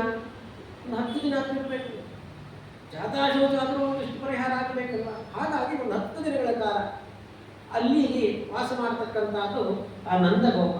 ಸಹಾಗತಾ ತೇನ ತದಾ ಯಶೋಧ ಸುಶಾಮ ದುರ್ಗಾಮಥ ತತ್ರ ಶೌರಿ ವಿಧಾಯ ಕೃಷ್ಣಂ ಪ್ರತಿಗರಿಖ್ಯ ಕನ್ಯಕಾಂ ಗೃಹಂ ಸಯೋ ಯಯೋ ನಂದ ಉವಾಸ ತತ್ರ. ಇಷ್ಟು ನಂದಗೋಪ ವಸುದೇವ ಅಲ್ಲಿ ಇಟ್ಟು ಹೋಗಿರತಕ್ಕಂಥ ವಿಷಯ ಯಾರಿಗೂ ಗೊತ್ತಿಲ್ಲ. ಎಲ್ಲರೂ ನಿದ್ದೆ ಹೋಗಿದ್ದಾರೆ. ಯಶೋಧಾದಿಯು ಮಲ್ಕೊಂಡು ಬಿಟ್ಟಿದ್ದಾರೆ. ವಸುದೇವ ಬಂದ ಕೃಷ್ಣನ ಅಲ್ಲಿಟ್ಟ ದುರ್ಗಿಯನ್ನು ತಗೊಂಡ ಸೀದಾ ಹೋಗಿಬಿಟ್ಟಿದ್ದಾನೆ. ಭಾರತದಲ್ಲಿ ಎಲ್ಲ ಕೆಲಸಗಳು ಆಗಿ ಹೋಗಿಬಿಟ್ಟಿದೆ. ಯಾರೂ ಎಚ್ಚರವೇ ಇಲ್ಲ. ಕೃಷ್ಣಾಷ್ಟಮಿ ದಿವಸ ಕೃಷ್ಣಾರ್ಘ್ಯವನ್ನು ಕೊಡಬೇಕು. ಅರ್ಘ್ಯ ಬಿಡಬೇಕಲ್ಲ ಭಗವಂತನಿಗೆ. ಯಾವಾಗ ಅರ್ಘ್ಯ ಬಿಡಬೇಕು? ಅಯ್ಯೋ ರಾತ್ರಿ 12 ಗಂಟೆವರೆಗೆ ಎದ್ದಿರಲಿಕ್ಕೆ ಆಗೋದಿಲ್ಲ. ಬೆಳಗ್ಗೆ ಆಫೀಸ್ ಹೋಗ್ಬೇಕು, ಮತ್ತೆ ಆಫೀಸಿಂದ ನಿದ್ದೆ ಮಾಡಬೇಕಾಗುತ್ತೆ. ಅದಕ್ಕೋಸ್ಕರ ಏನು ಮಾಡ್ತೇವೆ ನಾವು? ಸಾಯಂಕಾಲ ಸಂಧ್ಯಾ ಕೂತ್ಕೊಳ್ಳಿ ಅರ್ಘ್ಯ ಕೊಟ್ಬಿಡ್ತೇವೆ, ಫಲಹಾರಗಳನ್ನು ಮಾಡ್ಕೊಂಡು ಮಲ್ಕೊಂಡ್ಬಿಡ್ತೇವೆ. ಮತ್ತು ದಿವಸ ಬೆಳಿಗ್ಗೆ ಪಾರಾಯಣ ಮಾಡಿದ್ರೆ ಆಯ್ತು.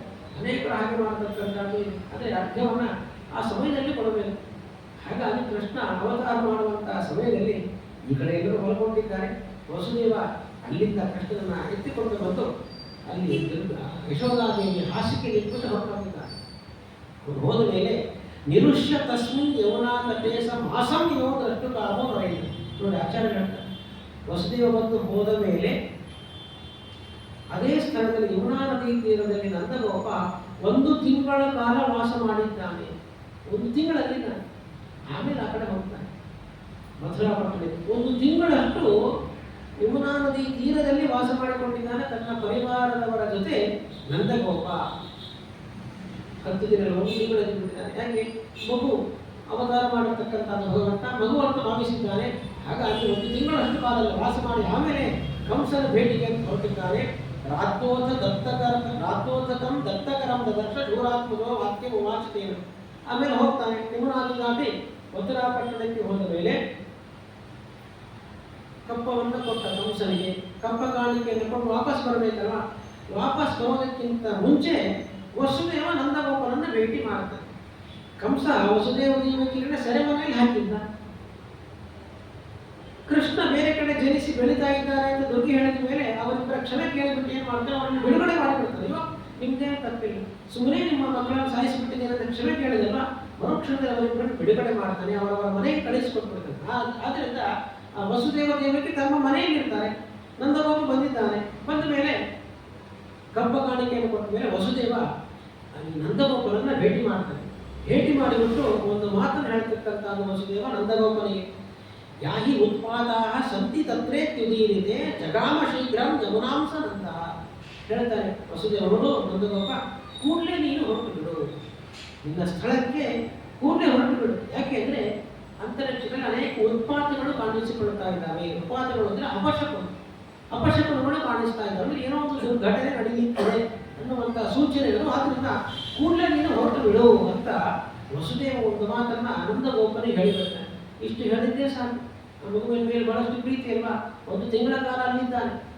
ಶ್ರಾವಣ ಕೃಷ್ಣ ಪಕ್ಷದ ಅಷ್ಟಮಿಯಂದು ಭಗವಂತ ಅವತಾರ ಮಾಡಿರ್ತಕ್ಕಂಥದ್ದು. ಒಂದು ತಿಂಗಳಲ್ಲಿ ಭಾದ್ರಪದ ಕೃಷ್ಣ ಪಕ್ಷದ ಅಷ್ಟಮಿ ಅಲ್ಲಿ ಬಂತು. ಆಲ್ಮೋಸ್ಟ್ ಪಕ್ಷಮಾಸ ಬಂದಿದೆ. ಪಕ್ಷಮಾಸದಲ್ಲಿ ಬರ್ತಾನೆ ಇಲ್ಲಿಗೆ ನಂದಗೋಪ. ಆ ನಂತರವೇ ಅಲ್ಲಿ ವಾಪಸ್ ಹೋಗತಕ್ಕಂಥದ್ದು. ಒಂದು ತಿಂಗಳಾದ ಮೇಲೆ ಒಂದು ಪುನಃ ವಾಪಸ್ ಹೋಗ್ತಾ ಇದ್ದಾನೆ. ಆ ಮಧ್ಯದಲ್ಲಿ ಕೂತನೆ ಬಂದು ಬಿಟ್ಟಿದ್ದಾಳೆ. ಕಂಸನ ಹತ್ತಿರ ಬಂದಿದ್ದಾನೆ. ವಸುದೇವರನ್ನ ಭೇಟಿ ಮಾಡಿದ್ದೇನೆ, ಕೂಡಲೇ ಹೊರಡು ಅಂತ ಹೇಳ್ತಾನೆ ವಸುದೇವ. ಹೋಗ್ಬೇಕಲ್ವಾ. ನಂದಗೋಪ ಬಂದು ವಾಪಸ್ ಹೋಗುವುದರೊಳಗೆ ಕೂತನೆ ಅಲ್ಲಿ ಹೋಗಿರ್ತಾನೆ. ಆ ಒಂದು ಸನ್ನಿವೇಶವನ್ನ ಆಚಾರ್ಯ ಹೇಳ್ತಾರೆ. ರಾತ್ರಾವೇವ ಆಗಚ್ಚಮಾನೇತು ನಂದೇ ಕಂಸಸ್ಯ ಧಾತ್ರೀತು ಜಗಾಮ ಗೋಷ್ಠಂ. ಕೂಡಲೇ ಅರ್ಜೆಂಟಲ್ಲಿ ವಸುದೇವ ಹೇಳಿಬಿಟ್ಟಿದ್ದಾರೆ ಅಂತ ಹೊರಡ್ತಾ ಇದ್ದಾಗಲೇ ಅದೇ ರಾತ್ರಿಯಲ್ಲಿ ಅವರು ವಾಪಸ್ ಹೋಗೋದಕ್ಕಿಂತ ಮುಂಚೆ ಪೂತನ ರಾಕ್ಷಸಿಯಾಗಿರ್ತಕ್ಕಂಥ ಪೂತನೆ ಗೋಷ್ಠಂ ಎಲ್ಲಿ ಅವರು ವಾಸ ಮಾಡಿಕೊಂಡಿರ್ತಾರೆ. ಗೋಷ್ಠ ಅಂದರೆ ಗೋಪಾಲಕರು ವಾಸ ಮಾಡಿಕೊಂಡಿರ್ತಕ್ಕಂಥ ಸ್ಥಳ. ಆ ಯುನಾ ನದಿ ತೀರಕ್ಕೆ ತೆರಳುತ್ತಾರೆ. ಅವಳು ಯಾವ ಅನ್ನೋದನ್ನು ಆಚಾರ್ಯ ಹೇಳ್ತಾರೆ ಕಂಸಸ್ಯ ಧಾತ್ರಿ ಅಂತ ಹೇಳ್ತಾರೆ.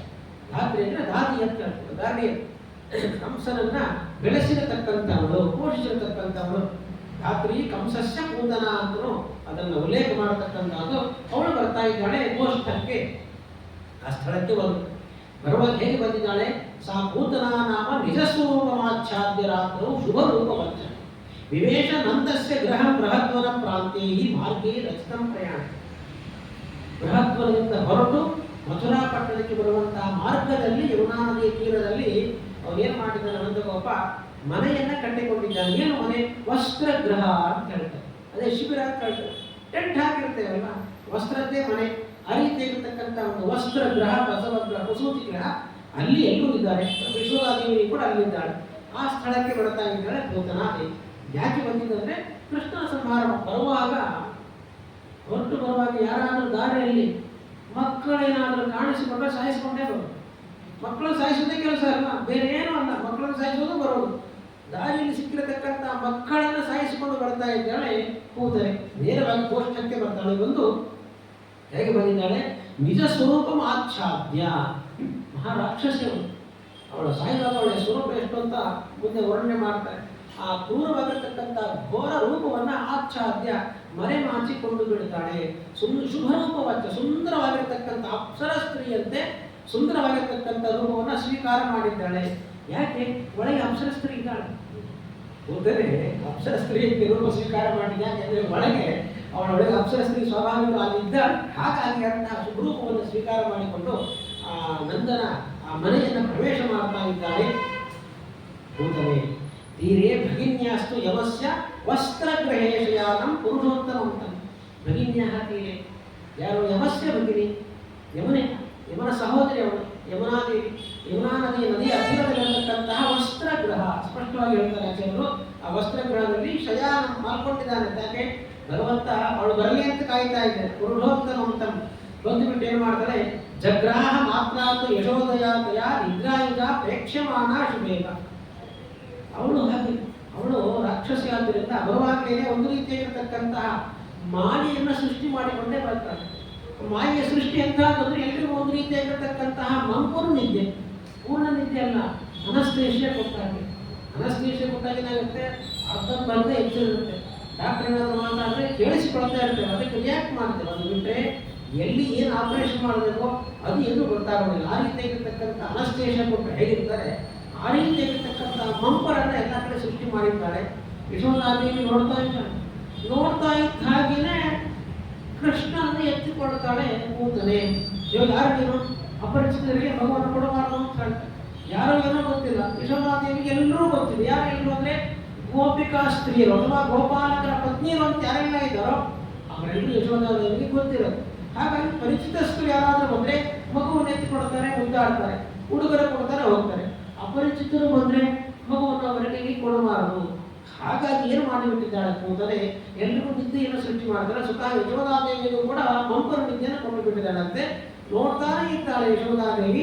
ನೋಡ್ತಾ ಇದ್ದ ಹಾಗೆಯೇ ಕೃಷ್ಣನ ಎತ್ತಿಕೊಂಡು ಬಿಡ್ತಾಳೆ. ನಿದ್ರಾಯುಜ ಪ್ರೇಕ್ಷಮಾಣ ಶುಭೇವ, ಎತ್ತಿಕೊಂಡು ಬಿಟ್ಟು ಅದನ್ನು ಹೇಳ್ತಾರೆ ಆಚಾರ್ಯರು. ತನ್ನ ಮಾಯೆಯ ದರ್ಶಿತ, ಅದು ಅವಳು ಮಾಡತಕ್ಕಂಥ ಮಾಯೆಯನ್ನು ಸೃಷ್ಟಿ ಮಾಡಿಬಿಟ್ಟಿದ್ದಾಳೆ. ಒಂದು ಮಾಯೆ, ಮತ್ತೊಂದು ನಿದ್ರೆ. ನಿದ್ರೆ ಇದ್ದೇ ಇರುತ್ತೆ. ರಾತ್ರಿ ಕಾಲದಲ್ಲೆಲ್ಲ ಬಂದಿರೋದು, ಅದಕ್ಕೆ ನಿದ್ದೆ ಇರುವಂಥದ್ದಿರುತ್ತೆ. ಯಾಕೆ ಮಕ್ಕಳು ಹಾಗೆ ಹುಟ್ಟಿದ ಮಕ್ಕಳು ಕೆಲವು ತಿಂಗಳಷ್ಟು ಕಾಲ ಹಗಲು ನಿದ್ದೆ ಮಾಡೋದು, ರಾತ್ರಿ ಎಚ್ಚರಗಳು. ತಾಯಿ ಏನಾದ್ರು ಹಗಲು ನಿದ್ದೆ ಮಾಡದೆ ಹೋದ್ರೆ ಅವಳಿಗೆ ಹಗಲು ನಿದ್ದೆ ಇಲ್ಲ, ರಾತ್ರಿ ನಿದ್ದೆ ಇಲ್ಲ ಅಂತ ಆಗಿಬಿಡುತ್ತೆ. ಹಾಗಾಗಿ ಮಗು ಯಾವಾಗ ಮಲಗ್ತದೆ ಆವಾಗೇ ತಾಯಿಗೆ ನಿದ್ದೆ.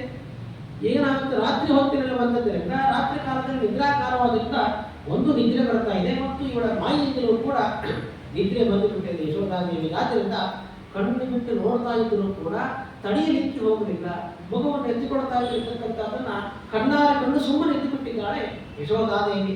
ತನ್ ಮಾಯ ಧರ್ಷಿತ ನಿದ್ರಯಾಚ ನ್ಯವಾಲಯತ್ ನೈವ ನಂದಜಾಯ ತಯಾ ಪ್ರದತ್ತಂ ಸ್ತನಮೀಷಿತಾಸುಭಿ ಪಪೋ ಸಹೀವಾಸ ಜನಾರ್ದನ ಪ್ರಭೋ. ಉದೇಶ್ವರವರೆಗೆ ಆಚಾರ್ಯ ಹೇಳಿಕೊಡ್ತಾರೆ. ಅವಳೇನು ಮಾಡಿದ್ಲು ಅಂದರೆ ಕೃಷ್ಣನನ್ನು ಸಾಯಿಸಬೇಕು ಅಂತ ಬರ್ತಾಳೆ. ಹಿಂದೆಲ್ಲ ಮಕ್ಕಳನ್ನು ಸಾಯಿಸಿಕೊಂಡು ಬಂದಿದ್ದಾಳೆ. ಹೇಗೆ ಸಾಯಿಸಿಕೊಂಡು ಬಂದಿದ್ದಾಳೆ? ಕೃಷ್ಣನಿಗೆ ಸ್ತನ್ಯಪಾನವನ್ನು ಮಾಡಿಸಬೇಕು. ಸ್ತನ್ಯಪಾನವನ್ನು ಮಾಡಿಸಿದ್ರೆ ಹಾಲು ಕುಡಿಸೋದು. ಹಾಲು ಕುಡಿದುಕೊಂಡ ಮಕ್ಕಳು ಸಾಯ್ತವೋ? ಹಾಲು ಕುಡಿಸುವುದಲ್ಲ, ಹಾಲು ಕುಡಿಸುವ ನೆಪದಲ್ಲಿ ವಿಷವನ್ನು ತುಂಬಿಸುವುದು ಬಾಯಿಯೊಳಗೆ. ಅದು ಹೇಗೆ? ಸ್ತನಗಳ ಮೇಲೆ ವಿಷವನ್ನು ಲೇಪ ಮಾಡಿಕೊಂಡು ಬಂದಿದ್ದಾರೆ. ಕಾಲಕೂಟ, ಘೋರವಾಗಿರತಕ್ಕಂಥ ಕಾಲಕೂಟ ವಿಷವನ್ನ ಸ್ತನಗಳ ಮೇಲೆ ಲೇಪವನ್ನು ಮಾಡಿಕೊಂಡು ಬಂದಿದ್ದಾಳೆ. ಹಾಲು ಕುಡಿಯುವಾಗ ಹಾಲಿನ ಜೊತೆ ವಿಷವನ್ನು ಮಗು ಹೀರಿ ಬಿಡುತ್ತೆ. ಹಾಗೆ ಮಕ್ಕಳೆಲ್ಲ ಸತ್ತು ಹೋಗ್ತಾ ಇದ್ರು. ಕೃಷ್ಣನು ಹಾಗೆ ಆ ವಿಷಪಾನವನ್ನು ಮಾಡಿ ಸತ್ತು ಹೋಗಲಿ ಎಂಬಂತಹ ಭಾವನೆ ಆ ಕೂತನಿಗೆ ಇತ್ತು. ಹಾಗಾಗಿ ತಯಾ ಪ್ರದತ್ತಂ ಸ್ತನಂ ಈಷಿತಾಸ್ಮಿ. ಕೃಷ್ಣ ಏನು ಮಾಡ್ತಾ? ಸ್ತನ್ಯಪಾನವನ್ನು, ಹಾಲು ಕುಡಿಸಬೇಕಲ್ಲ, ಹಾಲನ್ನು ಕುಡಿದ. ಹಾಲಿನ ಜೊತೆಯಲ್ಲಿ ಪ್ರಾಣವನ್ನು ಹೀರಿ ಬಿಟ್ಟ. ಅಸುಭಿ ಸಹೀವ, ಪ್ರಾಣ ಒಳಗಿರ್ತದೆ. ಎದೆಯಲ್ಲಿ ಪ್ರಾಣ ಇರುತ್ತೆ, ಎದೆಯಲ್ಲಿ ಹಾಲು ಇದೆ, ಹಾಲನ್ನು ಹೀರಿದ. ಅದರ ಜೊತೆಯಲ್ಲಿ ಪ್ರಾಣವನ್ನು ಭಗವಂತ ಹೀರಿ ಬಿಟ್ಟ. ಯಾಕೆ? ಜನಾರ್ದನ ಭಗವಂತ ಜನಾರ್ದನ. ಯಾರಿಗೆ ಜನಾರ್ದನ?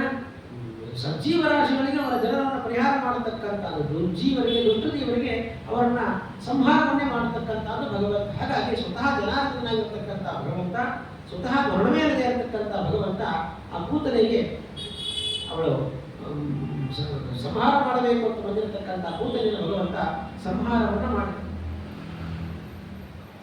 ತಮ್ಮ ಯಥಾ ಯಥಾ ಉಪಾಸನೆ ತಥೈವ ಭವತಿ. ಭಗವಂತ ಯಾರೋ ಭಗವಂತನಿಗೆ ಏನನ್ನು ಸಮರ್ಪಣೆ ಮಾಡ್ತಾರೆ ಭಗವಂತ ಅದನ್ನು ಕೊಟ್ಟು ಬಿಡ್ತಾರೆ. ಯಾರನ್ನು ಇಟ್ಕೊಳ್ಳೋದಿಲ್ಲ. ಏನೇ ಕೊಟ್ಟರು ಕೂಡ ಭಗವಂತ ಅದನ್ನು ಇಮ್ಮಡಿ ಮಾಡಿ ಕೊಡುತ್ತಾನೆ. ಹಾಗೆ ಅವಳು ಸಂಕಲ್ಪ ಮಾಡೋದು ಕಟ್ಟನ್ನು ಸಾಯಿಸಬೇಕು ಅಂತ ಭಗವಂತ ಅವಳನ್ನೇ ಸಾಯಿಸಿಬಿಟ್ಟ. ಯಾಕೆ? ಭಗವಂತ ಅವತಾರ ಮಾಡತಕ್ಕಂಥದ್ದು ಅಷ್ಟಮಿಯ ದಿವಸ. ಪ್ರಾಯ ಆ ಸಂದರ್ಭದಲ್ಲಿ ಬರತಕ್ಕಂಥದ್ದು ಕ್ಷೀರವ್ರತ. ಕ್ಷೀರವ್ರತದಲ್ಲಿ ಭಗವಂತನಿಗೆ ಹಾಲು ಸಮರ್ಪಣೆ ಮಾಡಬಾರ್ದು. ಇವನೇನು ಮಾಡ್ತಾ ಇದ್ದಾಳೆ? ಕ್ಷೀರವ್ರತದಲ್ಲಿ ಭಗವಂತನಿಗೆ ಹಾಲನ್ನು ಸಮರ್ಪಣೆ ಮಾಡ್ತಾ ಇದ್ದಾಳೆ.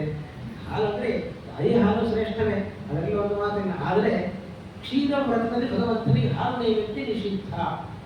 ಯಾಕೆ ಅಂದರೆ ಕ್ಷೀರೇ ಪೀತೆ ತೃತೀಯೇತು ಸುರಾಪೀತ ನ ಸಂಶಯ, ಪುರಾಣದ ವಾಕ್ಯ.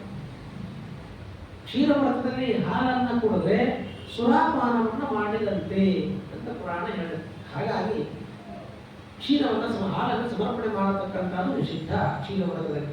ಇವಳು ಏನು ಮಾಡ್ತಾಳೆ? ಹಾಲು ಕುಡಿಸಬೇಕು ಅಂತ ಬಂದದ್ದಲ್ಲ, ಹಾಲಾಹಲವನ್ನು ಕುಡಿಸಬೇಕು ಅಂತ ಬಂದಿದ್ದಾಳೆ. ಭಗವಂತ ಅದನ್ನ ಅವಳಿಗೆ ತುಂಬಿಸಿಬಿಟ್ಟ. ಅದನ್ನು ಸುಂದರವಾಗಿ ರಾಜರು ರಕ್ಕುಡಿಯ ಶೀಲದಲ್ಲಿ ವರ್ಣನೆ ಮಾಡ್ತಾರೆ. ಅವಳು ಏನು ಮಾಡಿದ್ದಾಳೆ? ಹಾಲಾಹಲವನ್ನ, ಹಾಲನ್ನ ವಿಷವನ್ನು ಪಾನ ಮಾಡಿಸಬೇಕು ಅಂತ ಬಂದಿದ್ದಲ್ವಾ, ಭಗವಂತ ಏನು ಮಾಡಿದ? ಅವಳಿಗೆ ವಿಷಪಾನವನ್ನು ಮಾಡಿಸಿ ಬಿಟ್ಟ. ನಾವೇನು ಕೊಡ್ತೇವೆ ಭಗವಂತನಿಗೆ, ಅದು ನಮಗೆ ಕೊಡ್ತಾನೆ. ಹಾಲನ್ನು ಕುಡಿಸಬೇಕು ಅಂತ ಬಂದವ, ಅದೇ ಹಾಲನ್ನು ಅವಳಿಗೆ ಕುಡಿಸಿದ. ಅವಳಿಗೆ ಹಾಲು ಕುಡಿಸಿದ್ದು, ಹಾಲನ್ನು ಕುಡಿಸಿದ್ದು ಅಂದರೆ ಸ್ತನಗಳ ಮೇಲೆ ಲೇಪನವನ್ನು ಮಾಡಿಕೊಂಡು ಬಂದಿದ್ದಾಳಂತೆ ಕೂದಲೇ. ಎದೆ ಒಳಗೆ ಹಾಲಿದೆ, ಎದೆ ಮೇಲೆಲ್ಲ ವಿಷವನ್ನು ಲೇಪ, ಸ್ತನದ ಮೇಲೆ ವಿಷವನ್ನು ಲೇಪ ಮಾಡಿಕೊಂಡು ಬಂದಿದ್ದಾಳೆ. ಭಗವಂತ ಏನು ಮಾಡ್ತಾನೆ, ಬಾಯಿಯಿಂದ ವಿಷವನ್ನು ಹೀರ್ತಾನಂತೆ.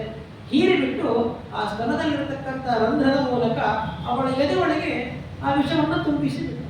ಅವಳ ಎದೆ ಒಳಗೆ ಏನಿತ್ತು, ಹಾಲಾಹಲವೇ ತುಂಬಿಕೊಂಡಿದೆ, ವಿಷವೇ ತುಂಬಿಕೊಂಡಿದೆ. ಕೆಟ್ಟ ಸ್ವಭಾವದ ಕೂದಲಿಗೆ ಅವಳ ಎದೆ ಒಳಗೆ ವಿಷವನ್ನು ತುಂಬಿಸಿ ಅವಳನ್ನು ಸಂಹಾರ ಮಾಡಿದಂಥ ಈ ಕಾವ್ಯಮಯವಾಗಿ ಸುಂದರವಾಗಿ ವರ್ಣನೆ ಮಾಡತಕ್ಕಂಥದ್ದು ರಾಜರು ಕೂದಲ ಸಂಹಾರವನ್ನು ಭಗವಂತ ಏನು ಮಾಡ್ತಾನೆ, ಈಗ ಆಚಾರ್ಯ ಹೇಳಿದ್ದು ಅಸೂಯೆ ಸಹಿತ ಪ್ರಾಣವನ್ನೇ ಹೀರಿಬಿಟ್ಟ ಅಂತ ಹೇಳ್ತಾರೆ.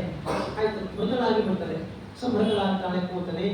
ಸಾಯುವಾಗ ಯಾವುದೇ ದುಷ್ಟ ಕುಂಭಕ ಹಿಂದೆ ನೋಡಿದ್ದೇವೆ, ಕುಂಭಕರ್ಣ ಸಾಯುವಂತಹ ಸಮಯದಲ್ಲಿ ಕೋಟಿಗಟ್ಟಲೆ ಯೋಧನ ವಿಸ್ತಾರವಾಗಿರ್ತಕ್ಕಂಥ ತನ್ನ ಶರೀರವನ್ನು ಬೆಳೆಸಿಕೊಂಡ ಅದೇ ರೀತಿ ಕೂತನೆಯೂ ಕೂಡ ಯಾವುದೇ ರಾಕ್ಷಸ ಯಾವುದೇ ರೂಪವನ್ನು ಸ್ವೀಕಾರ ಮಾಡಿಕೊಂಡು ಬಂದರೂ ಕೂಡ ಮರಣ ಸಮಯದಲ್ಲಿ ಅವರ ಮೂಲ ರೂಪ ಸ್ವಾಭಾವಿಕವಾಗಿರ್ತಕ್ಕಂಥ ರೂಪವೇ ಬರುತ್ತೆ. ಕೂತನಿಗೂ ಅಂತ ರೂಪವನ್ನು ಬಂದುಬಿಟ್ಟಿದೆ. ಮೃತ ಸ್ವರೂಪೇಣ ಸುಧೀಷಣೇನ ಪಪಾತ ಸಾ ವ್ಯಾಪ್ಯ ವನಂ ಸಮಸ್ತಂ. ಇಡೀ ಬೃಹತ್ ವನ ಅಂತ ಏನಿದೆ, ಇಡೀ ವನದ ತುಂಬೆಲ್ಲ ಕೂತನೆ ಶರೀರವೇ ತುಂಬಿಕೊಂಡಿದೆ. ಎಷ್ಟೋ ಮೈಲು, ಎಷ್ಟೋ ಕಿಲೋಮೀಟರ್ ಗಟ್ಟಲೆ ಅವನ ಶರೀರ, ಅಷ್ಟು ದೊಡ್ಡದಾಗಿರ್ತಕ್ಕಂಥ ಶರೀರ ಕೂತನೆಗಿತ್ತು. ಅದನ್ನು ಸಂಕೋಚ ಮಾಡಿಕೊಂಡು ಸುಂದರವಾಗಿರ್ತಕ್ಕಂಥ ಅಕ್ಷರ ಸ್ತ್ರೀಯಂತೆ ರೂಪವನ್ನು ಸ್ವೀಕಾರ ಮಾಡಿಕೊಂಡು ಬಂದಿದ್ದಾಳೆ ಕೂತನೆ. ಎಲ್ಲರಿಗೂ ಮೋಹವನ್ನು ಕವಿಸಿಬಿಟ್ಟಿದ್ದಾಳೆ. ಎಲ್ಲರೂ ಕೂಡ ಅವಳ ಮೋಹಕ್ಕೆ ಸಿಲುಕಿ ಕೃಷ್ಣನ ಕೈಗೆ ಒಪ್ಪಿಸಿಬಿಟ್ಟಿದ್ದಾರೆ. ಕೃಷ್ಣ ಅವಳನ್ನ ಸಂಹಾರ ಮಾಡಿದ. ಆದ್ದರಿಂದ ಕಣ್ಣಿಗೆ ಕಂಡದ್ದೆಲ್ಲ ಚಂದ ಇರೋದಿಲ್ಲ, ಕಣ್ಣಿಗೆ ಕಾಣಿಸೋದೆಲ್ಲ ಚಂದ ಅಂತ ಅಂದ್ಕೊಂಡ್ರೆ ಒಳಗೆ ಯಾವ ರೀತಿ ಇರುತ್ತೆ ಅಂತ ಕೂತನೆ ದೃಷ್ಟಾಂತವನ್ನು ಹೇಳ್ತಕ್ಕಂಥದ್ದು. ಇಡೀ ಬೃಹತ್ವನವನ್ನು ವ್ಯಾಪಿಸಿಕೊಂಡು ಕೂತನೆ ಬಿದ್ದು ಹೋಗಿಬಿಡ್ತಾಳೆ. ಭಗವಂತ ಸುಂದರವಾಗಿ ವರ್ಣನೆ ಮಾಡುತ್ತೆ. ಅದು ಹೆಸರು ಬೃಹತ್ ವನ. ವನ ಅಂತ ಹೇಳಿದ್ಮೇಲೆ ಮರಗಳು ಬೇಕಾದ ಮರಗಳೇ ಇರ್ತವೆ, ಬೇರೆ ಮರಗಳ ಬಿಟ್ಟರೆ ಕಾಡು ಮೃಗಗಳೇ ಇರ್ತಾವೆ ಬಿಟ್ಟರೆ ಬೇರೆ ಏನಿರೋದಿಲ್ಲ ಅಂತ. ಇಲ್ಲಿ ಬೃಹತ್ ವನ ಏನಾಗಿಬಿಟ್ಟಿದೆ ಅಂದರೆ ಬೃಹತ್ ವನ ಹೊರಟು ಹೋಗ್ಬಿಟ್ಟಿದೆ. ಯಾಕೆ, ಒಂದು ಮರವೇ ಇಲ್ಲ. ಇವಳು ಬೀಳುವಾಗ ಅಲ್ಲಿ ವನದಲ್ಲಿರ್ತಕ್ಕಂಥ ಮರಗಳೆಲ್ಲ ಬಿದ್ದು ಹೋಗ್ಬಿಟ್ಟಿದ್ದಾವಂತೆ. ಬರೀ ವನ ಅಲ್ಲ, ಅದು ಬೃಹತ್ ವನ, ದೊಡ್ಡ ಫಾರೆಸ್ಟ್. ಅಂತ ಕಾಡಲ್ಲಿ ಮರಗಳೇ ಉಳಿದಿಲ್ಲ, ಎಲ್ಲ ಮರಗಳು ಕೂಡ ತಪ ಅಂತ ಬಿದ್ದು ಹೋಗ್ಬಿಟ್ಟಿದ್ದಾವೆ. ಯಾಕೆ, ಆ ಕೂತನೆ ಸಾಯುವಾಗ ಅಷ್ಟು ದೊಡ್ಡ ಶರೀರವನ್ನು ಸ್ವೀಕಾರ ಮಾಡಿದ್ದಾಳೆ ಅಂತ ಅದನ್ನು ಭಾಗವತ ವರ್ಣನೆ ಮಾಡುತ್ತೆ. ಅವಳು ಮೃತಳಾದ ಮೇಲೆ ಆಮೇಲೆ ಬಂದಾಗ ಅವಳು ನಂದಗೋಪ ಅಲ್ಲಿಂದ ಹೊರಟು ರಾತ್ರಿ ಯಮುನಾ ನದಿ ದಾಟಿಕೊಂಡು ಬರಬೇಕು. ಅಷ್ಟರಲ್ಲಿ ಭಗವಂತ ಈ ಕೆಲಸವನ್ನು ಮಾಡಿರತಕ್ಕಂಥದ್ದು. ತದಾಗಮತ್ ನಂದಗೋಪಿ ತತ್ರ ದೃಷ್ಟ್ವಾಚ ಸರ್ವೇಪಿ ಅಭವನ್ ಸುವಿಸ್ಮಿತಾ. ನಂದಗೋಪ ಬಂದ, ಆಮೇಲೆ ಎಲ್ಲರಿಗೂ ಎಚ್ಚರ ಆಯಿತು. ಕೂತನೆ ಬಂದಾಗ ಎಲ್ಲರೂ ನಿದ್ದೆ ಮಾಡಿದ್ದಾರೆ, ಕೂತನೆ ಸತ್ತ ಮೇಲೆ ಎಲ್ಲರಿಗೂ ಎಚ್ಚರ ಆಯಿತು. ನೋಡ್ತಾರೆ ಕೃಷ್ಣ ಅಲ್ಲಿ ಹಾಸಿಗೆಯಲ್ಲಿ ಎಲ್ಲಿದ್ದಾನೆ, ಕೃಷ್ಣ ಕೂತನೆ ಶರೀರದ ಮೇಲೆ ಇದ್ದಾನೆ, ಆಟ ಆಡಿಕೊಂಡಿದ್ದಾನಂತೆ. ಬಹಳಷ್ಟು ಆಶ್ಚರ್ಯ, ಭಯವೂ ಕೂಡ ಆಗುತ್ತೆ ನಂದಗೋಪನಿಗೆ ಮತ್ತು ಯಶೋಧ ಎಲ್ಲರಿಗೂ ಕೂಡ. ಕೃಷ್ಣನ ಎತ್ತುಕೊಳ್ತಾರೆ, ಮುದ್ದಾಡ್ತಾರೆ, ಒಂದಿಷ್ಟು ದೃಷ್ಟಿ ತೆಗಿತಾರೆ. ಬಾಲಕರ ದೋಷ ಪರಿಹಾರಕ್ಕೋಸ್ಕರ ದೃಷ್ಟಿ ತೆಗಿತಾರೆ. ವಿಪ್ರರನ್ನು ಕರೆಸಿ ಪುಣ್ಯಹಾದಿಗಳನ್ನು ಮಾಡಿಸಿಬಿಟ್ಟ ಕೃಷ್ಣನಿಗೆ ಅಭಿಷೇಕಾದಿಗಳನ್ನು ಸಂಪ್ರೋಕ್ಷಣಾದಿಗಳನ್ನು ಮಾಡತಕ್ಕಂಥದ್ದು ದೃಷ್ಟಿ ಪರಿಹಾರ ದೋಷಕ್ಕೋಸ್ಕರ ಅಂತ ಅದನ್ನು ಭಾಗವತ ವರ್ಣನೆ ಮಾಡುತ್ತೆ. ಇಲ್ಲಿ ಹೇಳುವಾಗ ಆಚಾರ್ಯ ಹೇಳ್ತಾರೆ, ಕೂತನೆಯನ್ನು ಭಗವಂತ ಸಂಹಾರ ಮಾಡಿದ. ಸಂಹಾರ ಮಾಡಿದ ಕೂಡಲೇ ಅವಳಿಗೆ ತನ್ನ ಲೋಕವನ್ನು ಕೊಟ್ಟ ಅಂತ ಭಾಗವತ ವರ್ಣನೆ ಮಾಡುತ್ತೆ. ತಾನು ಸಂಹಾರ ಮಾಡತಕ್ಕಂಥ ಕೂತನೆ ಭಗವಂತ ತನ್ನ ಲೋಕವನ್ನು ಕೊಟ್ಟ ಅಂತ ಭಾಗವತ ಹೇಳುತ್ತೆ. ಕೂತನೆ ರಾಕ್ಷಸಿ, ಭಗವಂತನ ಸಂಹಾರ ಮಾಡಬೇಕು ಅಂತ ಬಂದಿದ್ದಾಳೆ. ಅದಕ್ಕೂ ಮುಂಚೆ ಅನೇಕ ಮಕ್ಕಳನ್ನು ಸಂಹಾರ ಮಾಡಿದ್ದಾಳೆ, ಬಾಲ ಹತ್ಯೆಯನ್ನು ಮಾಡಿದ್ದಾಳೆ. ಇಂಥ ದುಷ್ಟ ಸ್ತ್ರೀಗೆ ಭಗವಂತ ಯಾಕೆ ಸ್ವರ್ಗಾದಿ ಲೋಕಗಳನ್ನು ಕೊಡಬೇಕು ಅಂತ ಒಂದು ಪ್ರಶ್ನೆ. ಅದಕ್ಕೆ ಆಚಾರ್ಯ ಉತ್ತರ ಕೊಟ್ಟಿರತಕ್ಕಂಥದ್ದು, ಸಾ ತಾಟಕ ಚೋರ್ವಶಿ ಸಂಪ್ರವೀತ ಕೃಷ್ಣಾವಧ್ಯಾನಾತ್ ನಿರಯಂ ಸಂಜಗಾಮ ಸಾ ತೂರ್ವಶೀತು ಕೃಷ್ಣ ಭುಕ್ತಸ್ತನೇನ ಭೂತಾ ಸ್ವರ್ಗಂ ಪ್ರಯೋ ತಕ್ಷಣ. ಪೂತನೆ ಕೇವಲ ಉಪಪೂತನೆಯಾಗಿ ಇಲ್ಲ, ಅವಳಲ್ಲಿ ಜೀವದ್ವಯ ಆವೇಶ. ಪೂತನೆ ಯಾರು ಅನ್ನೋದನ್ನು ನಿರ್ಣಯದ ಆಚಾರ್ಯ ಹೇಳ್ತಾರೆ. ಸಾ ತಾಟಕ, ಹಿಂದೆ ಭಗವಂತ ರಾಮಾವತಾರ ಕಾಲದಲ್ಲಿ ತಾಟಕೆಯನ್ನು ಸಂಹಾರ ಮಾಡಿಬಿಟ್ಟಿದ್ದ. ಅದೇ ತಾಟಕಿ ತನ್ನ ಮರುಜನ್ಮದಲ್ಲಿ ಪೂತನೆಯಾಗಿ ಜನಿಸಿದ್ದಾಳೆ. ಅವಳು ಜನಿಸುವಾಗ ಒಂದು ಆಲೋಚನೆ, ಹುಟ್ಟುವಾಗ ಆಲೋಚನೆ ಮಾಡಿಬಿಟ್ಟಿದ್ದಾರೆ. ಏನು ಅಂದರೆ ಭಗವದ್ವೇಷವೇ ಅದು ತಾಮಸ ಸ್ವಭಾವ, ಅಸುರ ಸ್ವಭಾವ. ಆದ್ದರಿಂದ ರಾಮನನ್ನು ಸಂಹಾರ ಮಾಡಲಿಕ್ಕೆ ಸಾಧ್ಯ ಆಗಿರಲಿಲ್ಲ. ಹಾಗೆ ರಾಮ ಬಿಲ್ಲು ಬಾಣವನ್ನು ಹಿಡ್ಕೊಂಡು ಬಾಲಕನಾಗಿದ್ದರೂ ಕೂಡ ಸ್ವಲ್ಪ ದೊಡ್ಡವನಾಗಿದ್ದಾನೆ ರಾಮ. ಆದ್ದರಿಂದ ದೊಡ್ಡವನಾದ ಮೇಲೆ ಏನು ಮಾಡ್ಲಿಕ್ಕೆ ಸಾಧ್ಯ ಆಗೋದಿಲ್ಲ. ಹುಟ್ಟಿದ ಮಗುವಾದರೆ ಏನು ಶಕ್ತಿ ಇರೋದಿಲ್ಲ. ಆಗ ಸಂಹಾರ ಮಾಡಲು ಓದಿ ಬಂದ ದೃಷ್ಟಿಯಿಂದ ಭಗವಂತನ ಸಂಹಾರಕ್ಕೆ ಅಂದರೆ ತಾನಕ್ಕೆ ಮತ್ತೊಮ್ಮೆ ಜನಿಸಿದ್ದಾಳೆ ಪೂತನೆಯಾಗಿ. ಅವಳು ಜನಿಸಿದ ಮೇಲೆ ಅವಳೊಳಗೆ ಊರ್ವಶಿ ಸಂಪ್ರವಿಷ್ಟ. ದೇವಲೋಕದ ಅಪ್ಸರೆಯಾಗಿರತಕ್ಕಂಥ ಊರ್ವಶಿ ಆ ತಾಟಕೆಯ ಅಂದರೆ ಪೂತನೆಯ ಒಳಗೆ ಪ್ರವೇಶ ಮಾಡ್ತಾಳೆ. ಹೀಗೆ ಪೂತನೆ ಅಂದರೆ ಒಳಗೆ ತಾಟಕೆಯೂ ಇದ್ದಾಳೆ, ಊರ್ವಶಿಯೂ ಇದ್ದಾಳೆ. ಆದ್ದರಿಂದ ಊರ್ವಶಿಗೆ ಭಗವಂತ ಆ ಪೂತನೆಗೆ ಒಳ್ಳೆಯ ಲೋಕವನ್ನು ಕೊಟ್ಟ ಅಂದರೆ ಅವಳ ಒಳಗಿರತಕ್ಕಂಥ ಊರ್ವಶಿಗೆ ಭಗವಂತ ಸ್ವರ್ಗಾದಿ ಒಳ್ಳೆಯ ಲೋಕಗಳನ್ನು ಕೊಡ್ತಾನೆ. ವಿಷವನ್ನು ಪಾನ ಮಾಡಿಸಿ ಸಂಹಾರ ಮಾಡಬೇಕು ಅಂತ ಬಂದಿರತಕ್ಕಂಥ ಪೂತನೆ ಅಂದರೆ ತಾಟಕಿಗೆ ಭಗವಂತ ಅಂಧಂತಮಸ್ಸನ್ನು ನೀಡಿದ ಅಂತ ಇದು ಆಚಾರ್ಯರು ಕೊಟ್ಟಿರತಕ್ಕಂತಹ ನಿರ್ಣಯ ಅಂತ ಅದನ್ನು ಹೇಳ್ತಕ್ಕಂಥದ್ದು. ಹೀಗೆ ಊರ್ವಶಿ ಆಗಿ ಅಲ್ಲಿ ಬಂತು. ತಾಟಕಿ ಏನೋ ಸರಿ, ರಾಮನನ್ನು ಸಾಯಿಸಲಿಕ್ಕಾಗಲಿಲ್ಲ, ಕೃಷ್ಣನನ್ನಾದರೂ ಸಾಯಿಸೋಣ ಅಂತ ಪೂತನೆಯಾಗಿ ಜನಿಸಿ ಬಂದಿದ್ದಾಳೆ. ಊರ್ವಶಿಗೆ ಊರ್ವಶಿಯಾಗಿ ಅಲ್ಲಿ ಬರಬೇಕಿತ್ತು ಅಂದರೆ ಅದನ್ನು ಆಚಾರ್ಯರು ಹೇಳ್ತಾರೆ. ವಿಶೇಷವಾಗಿ ಊರ್ವಶಿ ಅಪರಾಧವನ್ನು ಮಾಡಿಬಿಟ್ಟಿದ್ದಾಳೆ. ಅಪರಾಧವನ್ನು ಮಾಡಿದಂಥ ಗಂಧರ್ವ ಲೋಕದ ಅಧಿಪತಿಯಾಗಿರ್ತಕ್ಕಂಥ ಕುಬೇರ ಶಾಪವನ್ನು ಕೊಡ್ತಾನೆ. ಇದು ರಾಕ್ಷಸ ಶರೀರವನ್ನು ಪ್ರವೇಶ ಮಾಡುವಂಥ ಊರ್ವಶಿಗೆ ಶಾಪವನ್ನು ಕೊಟ್ಟಬೇಕು. ಏನು ಅಪರಾಧವನ್ನು ಮಾಡಿತ್ತು ಅಂದರೆ ಕುಬೇರನ ಅರಮನೆಯಲ್ಲಿ ಇರತಕ್ಕಂಥ ಸಂದರ್ಭದಲ್ಲಿ ಊರ್ವಶಿ ತುಂಬುರುವಿನ ಸಂಘವನ್ನು ಮಾಡಿದ್ದಾಳೆ. ಕುಬೇರನಿಗೆ ಕೋಪ ಬಂತು. ನನ್ನ ಮನೆಯಲ್ಲಿದ್ದು ಮತ್ತೊಬ್ಬರ ಸಂಘವನ್ನು ಮಾಡಿದ್ದರಿಂದ ಕೋಪಗೊಂಡಿರತಕ್ಕಂಥ ಕುಬೇರ ಏನು ಮಾಡ್ತಾನೆ, ಶಾಪವನ್ನು ಕೊಟ್ಟ. ಯಾರಿಗೆ ಶಾಪ? ಊರ್ವಶಿಗೆ ಮಾತ್ರ ಅಲ್ಲ, ತುಂಬುರುವೂ ಸೇರಿದಂತೆ ಇಬ್ಬರಿಗೂ ಶಾಪವನ್ನು ಕೊಟ್ಬಿಡ್ತಾನೆ. ಇಬ್ಬರು ಕೂಡ ರಾಕ್ಷಸ ಯೋನಿಯಲ್ಲಿ ಹುಟ್ಟಿ ಜನಿಸಿಬಿಡಿ ಅಂತ ಶಾಪ ಕೊಟ್ಟಿದ್ದಾನೆ. ಆ ಪ್ರಕಾರ ತುಂಬುರು ಗಂಧರ್ವ ಭಗವಂತ ರಾಮನಾಗಿ ಅವತಾರ ಮಾಡಿದಾಗ ರಾಮಾವತಾರ ಕಾಲದಲ್ಲಿಯೇ ವಿರಾಧ ಎನ್ನುವಂಥ ರಾಕ್ಷಸನಾಗಿ ಜನಿಸಿರ್ತಾನೆ. ಆ ವಿರಾಧನನ್ನ ವನವಾಸ ಸಮಯದಲ್ಲಿ ಭಗವಂತ ರಾಮಚಂದ್ರ ಸಂಹಾರ ಮಾಡುತ್ತಾನೆ. ಸೀತೆಯನ್ನು ಎತ್ಕೊಂಡು ಓಡಿ ಹೋಗುವಾಗ ರಾಮ ಲಕ್ಷ್ಮಣ ಇಬ್ಬರು ಕೂಡ ಹೋಗಿ ಅವನ ಕೈಗಳನ್ನು ಕತ್ತರಿಸಿ ವಿರಾಧನಿಗೆ ಆಗ ಜ್ಞಾನೋದಯ ಆಗುತ್ತೆ. ಭಗವಂತನ ಕ್ಷಮೆಯನ್ನು ಬೇಡ್ತಾನೆ. ಭಗವಂತ ಭೂಮಿಯಲ್ಲಿ ಹಾಕಿ ಕೂತು ಹಾಕಿಬಿಟ್ಟು ಅವನನ್ನು ಸಂಹಾರ ಮಾಡುತ್ತಾನೆ. ಹಾಗೆ ವಿರಾಧನಾಗಿ ಜನಿಸಿರತಕ್ಕಂಥದ್ದು ತುಂಬುರು. ಅವರ ಶಾಪ ವಿಮೋಚನೆಯನ್ನು ಆಗ ರಾಮದೇವರು ಮಾಡಿಬಿಟ್ಟಿದ್ದಾರೆ. ಊರ್ವಶಿ ಆಗ ಜನಿಸಲಿಲ್ಲ, ರಾಮಾವತಾರ ಕಾಲದಲ್ಲಿ ಜನಿಸಲಿಲ್ಲ. ಮತ್ತೆ ಭಗವಂತ ಕೃಷ್ಣನಾಗಿ ಬಂದಾಗ ಊರ್ವಶಿ ಪೂತನೆಯ ಒಳಗೆ ಸೇರಿಕೊಳ್ತಾಳೆ, ತಾಟಕೆಯ ಒಳಗೆ ಸೇರಿಕೊಳ್ತಾಳೆ. ಆದ್ದರಿಂದ ಕೃಷ್ಣ ತಾಟಕೆಯನ್ನು ಅಂದರೆ ಪೂತನೆಯನ್ನು ಸಂಹಾರ ಮಾಡ್ತಾ ಅವಳನ್ನು ಅಂಧಂತಮಸ್ಸಿಗೆ ಕಳಿಸ್ತಾನೆ. ಸ್ತನ್ಯಪಾನವನ್ನು ಹಾಲನ್ನು ಕುಡಿಸಿರ್ತಕ್ಕಂಥ ಊರ್ವಶಿಗೆ ಅವಳ ಲೋಕವನ್ನು ಪುನಃ ನೀಡ್ತಾನೆ ಅಂತ ಹೀಗೆ ಆಚಾರ್ಯರು ಸುಂದರವಾಗಿ ಆ ವಿಷಯವನ್ನು ವರ್ಣನೆ ಮಾಡ್ತಾರೆ. ಅಂದರೆ ಭಗವಂತ ವಿಷಪಾನ ಮಾಡಿದ್ದಾನೆ, ಊರ್ವಶಿ ಕುಡಿಸ್ತಾಳೆ, ಪೂತನೆ ವಿಷವನ್ನು ಕುಡಿಸ್ತಾಳಲ್ಲ, ವಿಷಪಾನ ಮಾಡಿದ್ದಾನೆ. ವಿಷಪಾನ ಮಾಡಿದ್ರೆ ಭಗವಂತನಿಗೆ ಆಗೋದಿಲ್ಲ. ವಿಷವನ್ನು ಪಾನ ಮಾಡಿ ತಿಂದು ಜೀರ್ಣಿಸಿಕೊಂಡಿರ್ತಕ್ಕಂಥದ್ದು ಇಬ್ಬರೇ. ಒಂದು ಕೃಷ್ಣನೇ ಕೃಷ್ಣಾವತಾರ ಕಾಲದಲ್ಲಿ, ಮತ್ತೊಂದು ಭೀಮಸೇನ ದೇವರಿದ್ದಾರೆ. ವಾಯುದೇವರು ಮೂಲ ರೂಪದಲ್ಲಿಯೂ ಕೂಡ ಕೇಶಿ ವಿಷಸ್ಯ ಪಾತ್ರೇಣ ರುದ್ರೇಣಾಪಿಬತ್ ಸಹ ವೇದವನ್ನು ಹೇಳತಕ್ಕಂಥದ್ದು. ಸಮುದ್ರ ಮೊದಲ ಕಾಲದಲ್ಲಿ ಬಂದಿರತಕ್ಕಂತಹ ಕಾಲಕೂಟ ವಿಷವನ್ನು, ಘೋರವಾಗಿರ್ತಕ್ಕಂಥ ವಿಷವನ್ನು ಸ್ವಲ್ಪ ಒಂದೆರಡು ಹನಿ ತೆಗೆದು ನೋಡಿ ಅಂತ ರುದ್ರದೇವರಿಗೆ ನೀಡುತ್ತಾರೆ. ಅಷ್ಟೂ ವಿಷವನ್ನು ಸ್ವತಃ ವಾಯುದೇವರ ಪಾನ ಮಾಡಿರತಕ್ಕಂಥ ವಿಷದ ಲಂಬಿಗೆ ಮೆದ್ದಿತು ಕೂಸು ಅಂತ ದಾಸರು ಕೂಡ ವರ್ಣನೆ ಮಾಡಿರ್ತಕ್ಕಂಥದ್ದು. ದುರ್ಯೋಧನ ಕೊಟ್ಟಿರತಕ್ಕಂಥ ವಿಷದ ಲಡ್ಡು ಅಂದರೆ ಸುಮ್ಮನೆ ಆ ಇಲ್ಲಿ ಭಾಷಣ ಆ ಭಾಷಣ ತಂದು ಹಾಕೋದಲ್ಲ. ಆ ಶುಕ್ರಾಚಾರ್ಯರ ಕೈಯಿಂದಲೇ ಆ ವಿಷವನ್ನು ತೆಗೆದುಕೊಂಡು ಬಂದು ಅದನ್ನು ಬೆರೆಸಿರ್ತಾರೆ. ಮತ್ತೊಂದು ಬಾರಿ ಭೀಮಸೇನ ದೇವರ ರೂಪದಲ್ಲಿ ವಾಯುದೇವರೇ ವಿಷದ ಲಡ್ಡುಗೆಯನ್ನು ತಿಂದಿರ್ತಾರೆ. ಹೀಗೆ ಇಬ್ಬರೇ ಆ ಹರಿವಾಯುಗಳು ಮಾತ್ರವೇ ಅಂತಹ. ಯಾಕೆಂದರೆ ಆ ವಿಷ ಎಂಥದ್ದು ಅಂದರೆ ಹಾಗೆ ಹೋಗಿ ಬಿಡೋದು, ಸುಮ್ಮನೆ ಬಿಟ್ಬಿಟ್ರೆ ಇಡೀ ಪ್ರಪಂಚವನ್ನೇ ಭಸ್ಮ ಮಾಡತಕ್ಕಂಥ ಶಕ್ತಿ ಆ ವಿಷಕ್ಕೆ ಇದೆ. ಅಂತ ವಿಷವನ್ನು ಪಾನ ಮಾಡಿ ಪ್ರಪಂಚವನ್ನು ರಕ್ಷಣೆ ಮಾಡತಕ್ಕಂಥದ್ದು ಭಗವಂತ ಮತ್ತು ವಾಯುದೇವರು. ಇಲ್ಲಿ ಕಾಲಕೂಟ ಅಂದರೆ ಅದು ಕಲಿಯೇ. ವಿಷಯವನ್ನು ಹೇಳುವಾಗ ಭಾಗವತ ಹೇಳ್ತಕ್ಕಂಥದ್ದು ಕಲಿಯೇ ಸ್ವರೂಪವೇ ಕಾಲಕೂಟ. ಅಂತಹ ಕಲಿಯನ್ನೇ ನಿಗ್ರಹ ಮಾಡತಕ್ಕಂಥ ಶಕ್ತಿ ಬೇರೆ ಯಾರಿಗೆ ಇದೆ? ಯಾರಿಗೂ ಇಲ್ಲ. ಹರಿವಾಯುಗಳನ್ನು ಬಿಟ್ಟರೆ, ಭಗವಂತ ಮತ್ತು ವಾಯುದೇವರನ್ನು ಬಿಟ್ಟರೆ ಕಲಿ ನಿಗ್ರಹ ಎನ್ನುವಂಥದ್ದು ಬೇರೆ ಯಾರಿಂದಲೂ ಸಾಧ್ಯ ಇಲ್ಲ. ಅದನ್ನು ಕೂಡ ಅಲ್ಲಿ ಜೋಡಿಸಿಕೊಡತಕ್ಕಂಥದ್ದು. ಹೀಗೆ ಭಗವಂತ ಪೂತನೆಯ ಸಂಹಾರವನ್ನು ಮಾಡಿದ್ದಾನೆ. ರಾಮಾವತಾರ ಕೃಷ್ಣಾವತಾರಕ್ಕೂ ಕೂಡ ಒಂದು ರೀತಿಯಾಗಿರತಕ್ಕಂಥ ಸಾಮ್ಯ. ಭಗವಂತನ ರಾಮನೇ ಕೃಷ್ಣ ವಿಶೇಷ ಅಂದರೆ ರಾಮಾವತಾರ ಕಾಲದಲ್ಲಿ ಭಗವಂತ ಸಂಹಾರ ಮಾಡತಕ್ಕಂಥ ಮೊದಲಿಗೆ ಒಬ್ಬಳು ಸ್ತ್ರೀಯನ್ನ, ತಾಟಕಿಯನ್ನು ಮೊದಲಿಗೆ ಸಂಹಾರ ಮಾಡಿರ್ತಕ್ಕಂಥದ್ದು. ಆಮೇಲೆ ಸುಬಾಹುಂತಾಗಿರ್ತಕ್ಕಂಥ ರಾಕ್ಷಸ ಸಂಹಾರವನ್ನು ಮಾಡ್ತಾನೆ. ಕೃಷ್ಣಾವತಾರ ಕಾಲದಲ್ಲಿ ಕೂಡ ಭಗವಂತ ಮೊದಲಿಗೆ ಸಂಹಾರ ಮಾಡತಕ್ಕಂಥ ಒಬ್ಬ ಸ್ತ್ರೀಯನ್ನೇ ಪೂತನೆಯನ್ನು ಹೀಗೆ ದುಷ್ಟ ಸ್ತ್ರೀಯನ್ನು ಭಗವಂತ ಸಂಹಾರ ಮಾಡುವುದರ ಮೂಲಕ, ದುಷ್ಟರ ಸಂಹಾರ ಅಂತಲ್ಲ, ಸ್ತ್ರೀ ಅಂದರೆ ಪುರಾಣಗಳಲ್ಲಿ ಹೇಳುವ ಹಾಗೆ ಸ್ತ್ರೀ ಅಂದರೆ ಕೇವಲ ಒಂದು ಹೆಂಗಸು ಎಂಬಂತ ಅರ್ಥ ಅಲ್ಲ. ಸ್ತ್ರೀ ಶಬ್ದಕ್ಕೆ ಅರ್ಥ ಅಜ್ಞಾನ ಮಿಥ್ಯಾಜ್ಞಾನಗಳು ಅಂತ ಅರ್ಥ. ಅದನ್ನು ಸ್ತ್ರೀ ಶಬ್ದದಿಂದ ಪುರಾಣ ಹೇಳುತ್ತೆ. ಅದರಿಂದ ಭಗವಂತ ಸ್ತ್ರೀ ಸಂಹಾರ ಮಾಡಿದ್ದಾರೆ.